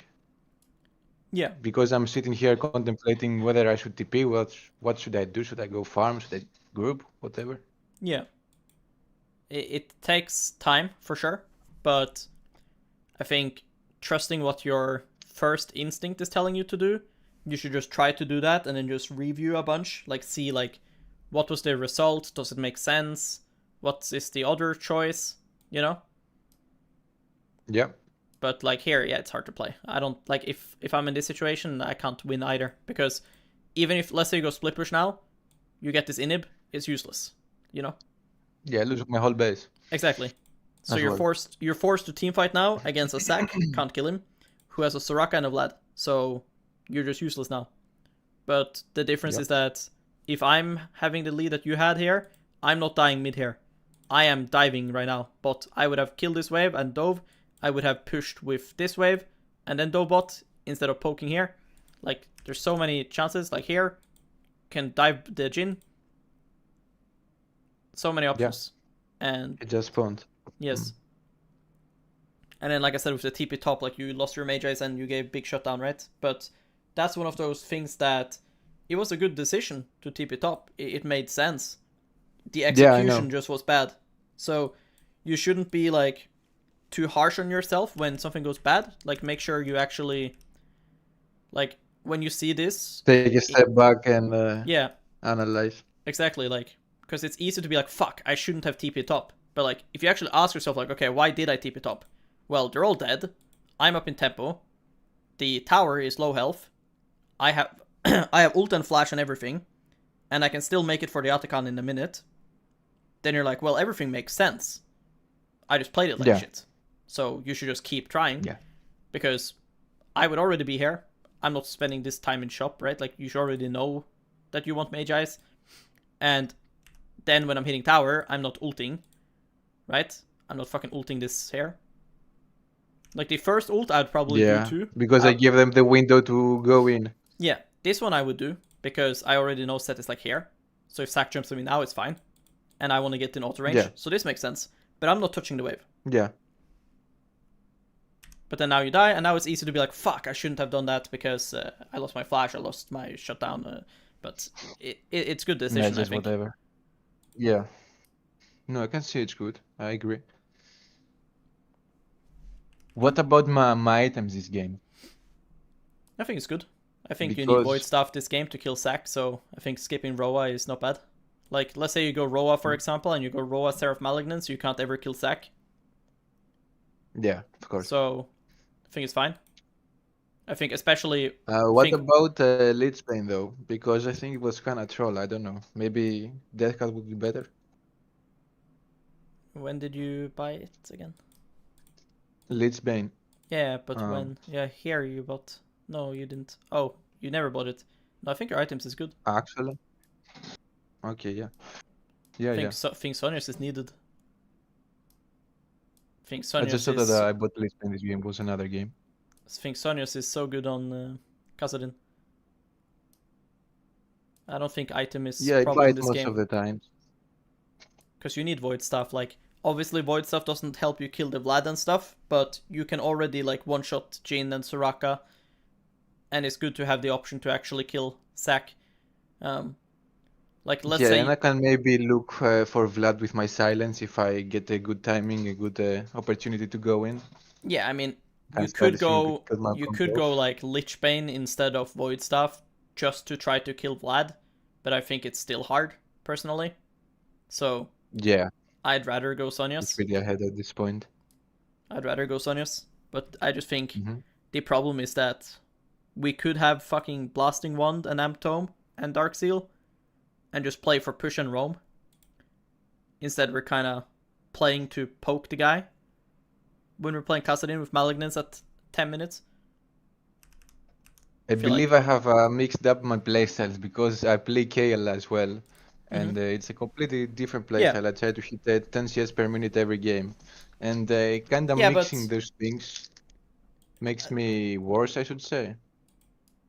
Not being clear on what I need to do It's with my important to champion. play the champion you're playing, yes, but Yeah. you, like what you said there, like you're focused on like hitting 10 steps per minute. I'm not saying anything else. Like if you notice when I'm telling you to roam, right? Like Yeah. if you now roam to bot, you're not I don't lose losing anything. CS. Yeah. Yeah, Like, yeah. You can one shot this wave here and not int and then die bot lane. You don't lose CS. Yeah. I want you to farm. You're playing Kassadin. Of course you should farm, right? It's just instead of dying to the Soraka Vladimir, if you're just playing to push and then roam to bot, you can just dive the guy on bot lane, get his tower, teleport mid for the wave, and you have 10 CS per minute plus you dove the guy. You know? You mentioned Like here at this point of the game, when I don't see Soraka on bot lane, yeah, it's free. I should to go just bot. base. No, I would go yeah, bot here. yeah, because Jhin is spawning. But Yes. otherwise, I mean, if Jhin is dead, yeah, then sure. yeah. I mean, okay. I wouldn't base. I would poke and play the line. Like, if Jhin here, let's say Jhin Soraka is dead, Yeah. then I'm either covering him. Let's say I value his life. Like, let's say he has large shutdown, or let's say this champion will get the whole tower if Pantheon dies. Then I Yeah. could cover Just topside, go top, give vision, and just cover. But if I don't want to do that, then I would poke him and play safe. But best play is to do the bot thing because Jhin is like walking here right now. Also, I just never looked top for some reason. Like to roam, I don't know. I never look at top lane. I mean, I think it's fine to prio bot lane. I certainly value bot lane too, like more than top lane. But Yeah, there is no reason that when you ult away here, that you don't just look top lane. yeah, of course. Like there's no one here. So There's you no should harm, just look of top. course. Yeah, Because there might be an opportunity. And you should think less about helping Pantheon, but more helping yourself. If if you can get a kill top, So and I it's a can get something out of the situation. Yeah. You want to say? like if it's Maokai versus Ornn on top lane, but I can kill the Maokai, I don't care that I have an Ornn. I'm Kassadin, so I'm getting a kill, right? Yeah. So to me, what's more important is if I can actually kill him. Which, maybe, but I don't know. Because you don't look. Yeah, of course. Also, I don't use my F keys. Mhm. I've never used them. Also, half of them are broken, so You that have them doesn't what? help. They're But, broken? yeah, broken, yeah. My Like they switch, don't I need work, or to they're like switch. literally broken, like you snapped your keyboard? They don't work. Okay. I need to take the thing that plugs out the switches and switch them. Yeah. I mean, But why didn't even you? if I do that, I've never actually gotten into the habit to use them to look for where my team is, what they're doing, the situation on the map, whatever. Yeah. I mean, you can do two things. You can either rebind them, or you can change how you like grip the keyboard. Yeah, know? I'm not doing that. Yeah. Yeah, I'll just use 1, 2, 3, I guess, for Yeah, I mean, because F1, F3 doesn't work. you can also use your thumb maybe, because the thing is, when you play, It doesn't work as well. how do you have your So I used to fingers? have 1, 2, 3. Those used to be mouse button 1, 2, and mouse button 3, but they're broken. Yeah, but And your I QWER, right? Are you 4 fingers or 3? pinky fingers on tab, QWE. Okay, so you have 3, like 3 Yeah. fingers on QWE. Yeah. Yeah, so your thumb is spacebar, yes? Or Spacebar is word, actually, how do you lock your Yeah. camera? with U. Okay. Because So why doesn't your work? your actually, thumb is resting though, no? On the spacebar, like on your ward. Yeah. Yeah. So then, why can't you F key on like C and V and X, G, X is H, yeah. T?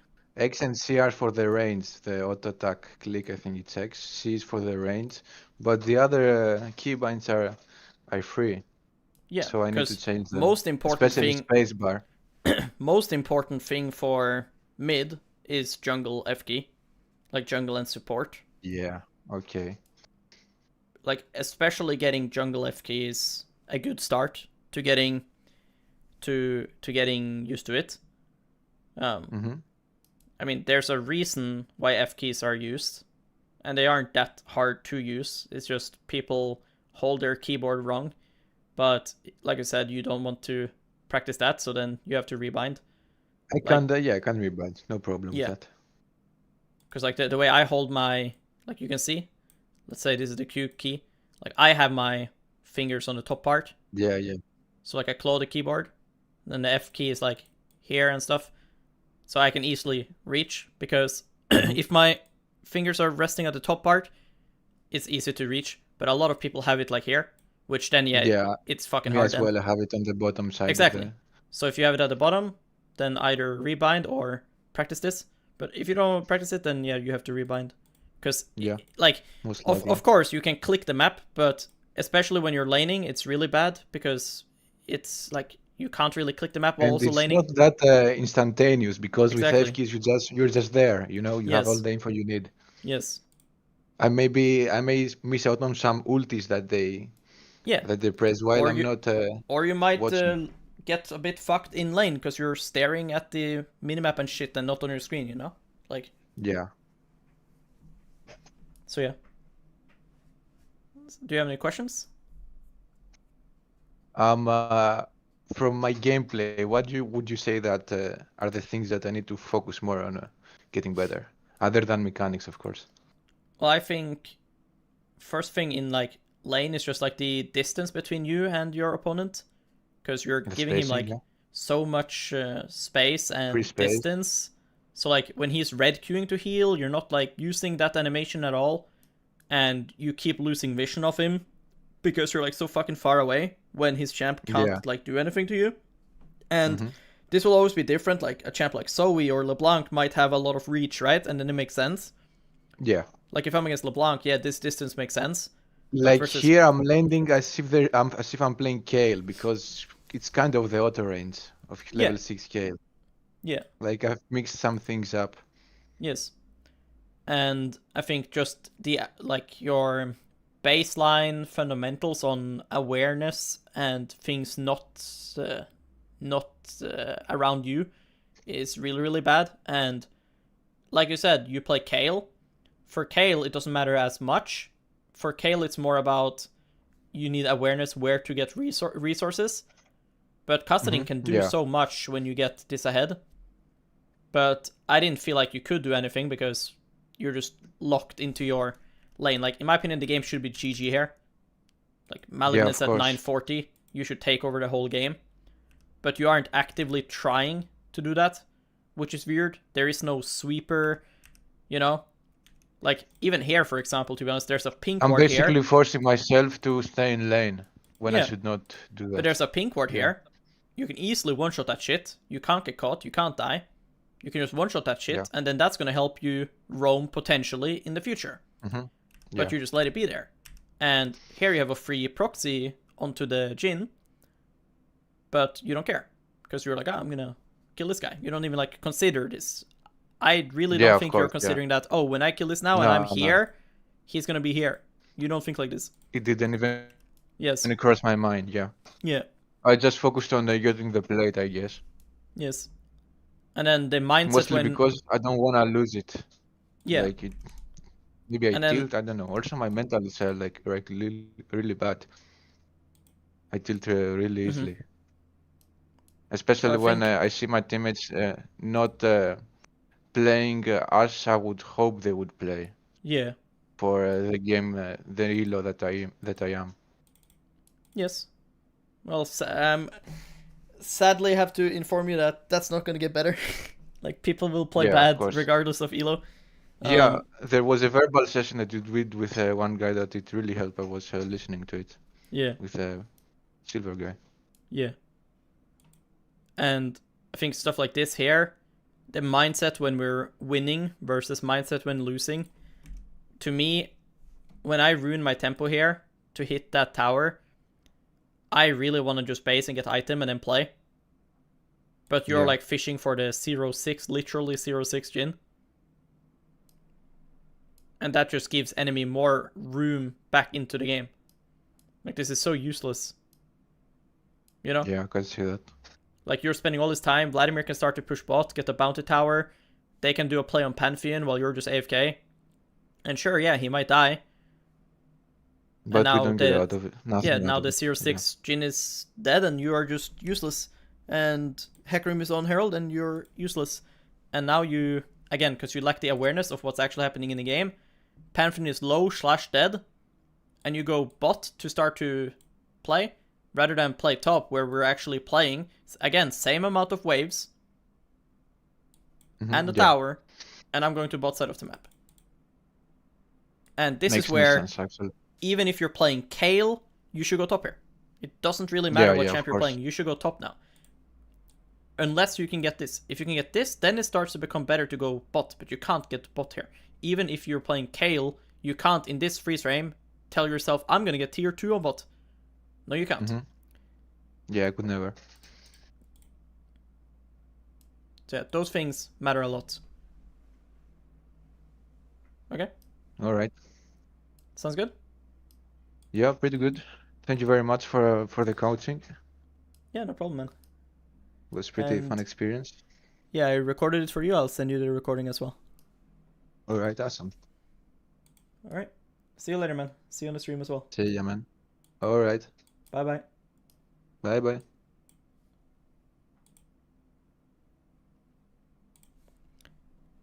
Hello, chat. Kassadin. Now I want to play Kassadin. You know when you see someone do something and then you want to do it? You guys ever get that feeling? That's me right now. Fuck, what a terrible day, no? I got to coach Nocturne and Kassadin, now I want to play both. I want to look in Nocturne and go like 30 kills and one-shot everyone. And I want to play Kassadin now, too. Fuck. Bro, put me in that top river, I would flash on Soraka. Bro, he would fist her. This session made me want to try Kassadin for the first time in years. Kassadin! Non-Kassadin players, they don't get it, bro. There's just something about the champion, you know? There's like something. I don't even know what it is, because the champ is so fucking boring in lane. But then it's just something. Maybe it's the ult. Maybe it's like you're just like jumping around. Maybe that's it. That's bugged. That's bugged. There's more games. That's bugged.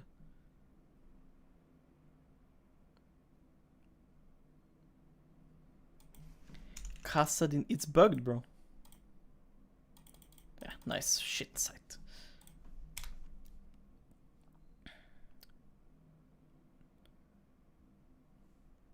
No problem, sir.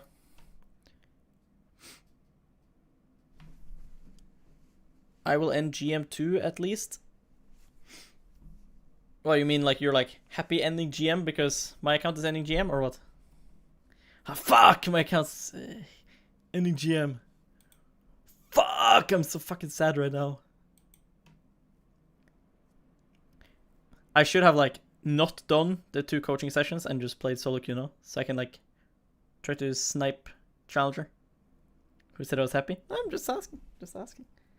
You're overanalyzing? Sorry. Sorry. It's the autism. My bad. That one is on me, boss. That one's on me.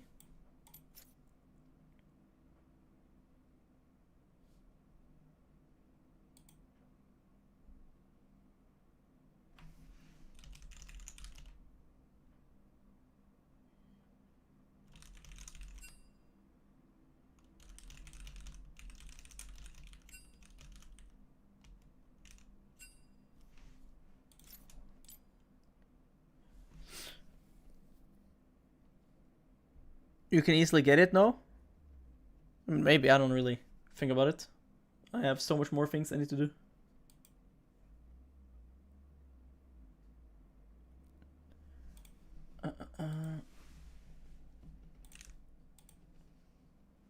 I need to check on my food. Because I do need to eat soon. So, be right back some minutes.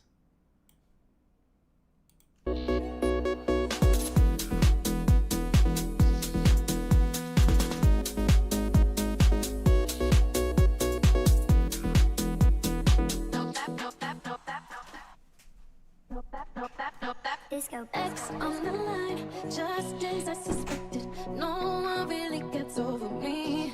I'm unaffected. Why would you try to ever put me second? You're just another groupie to me. No, I'm out here single, and I need some real. Now I got standards. Give a fuck how you feel. I'm out here single. Tell me what's the deal. Now I got standards. Give a fuck how you feel.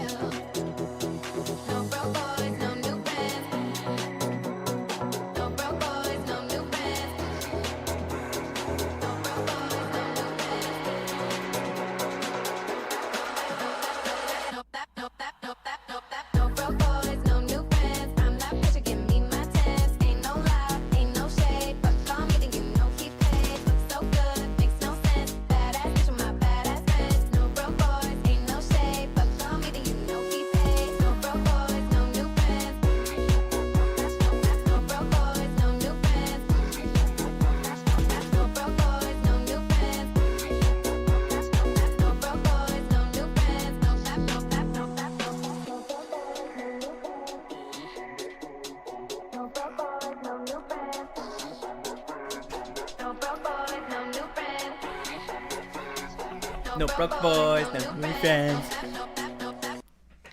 I have terrible news for you all. It's good news for me, bad news for you guys. I have food in like 10 minutes. Which means I cannot play a game because I need to eat. So unlucky. I'll give you guys a new host. Phantasmus is live right now. It's an early end though on the stream, so I will for sure be streaming again. So, I'll see you guys a bit later. Just saw your sign video. Does Cho'Gath work? Yeah, of course, but I wouldn't play tank on Cho'Gath bot. I would play, like, AP. Alright, bye-bye.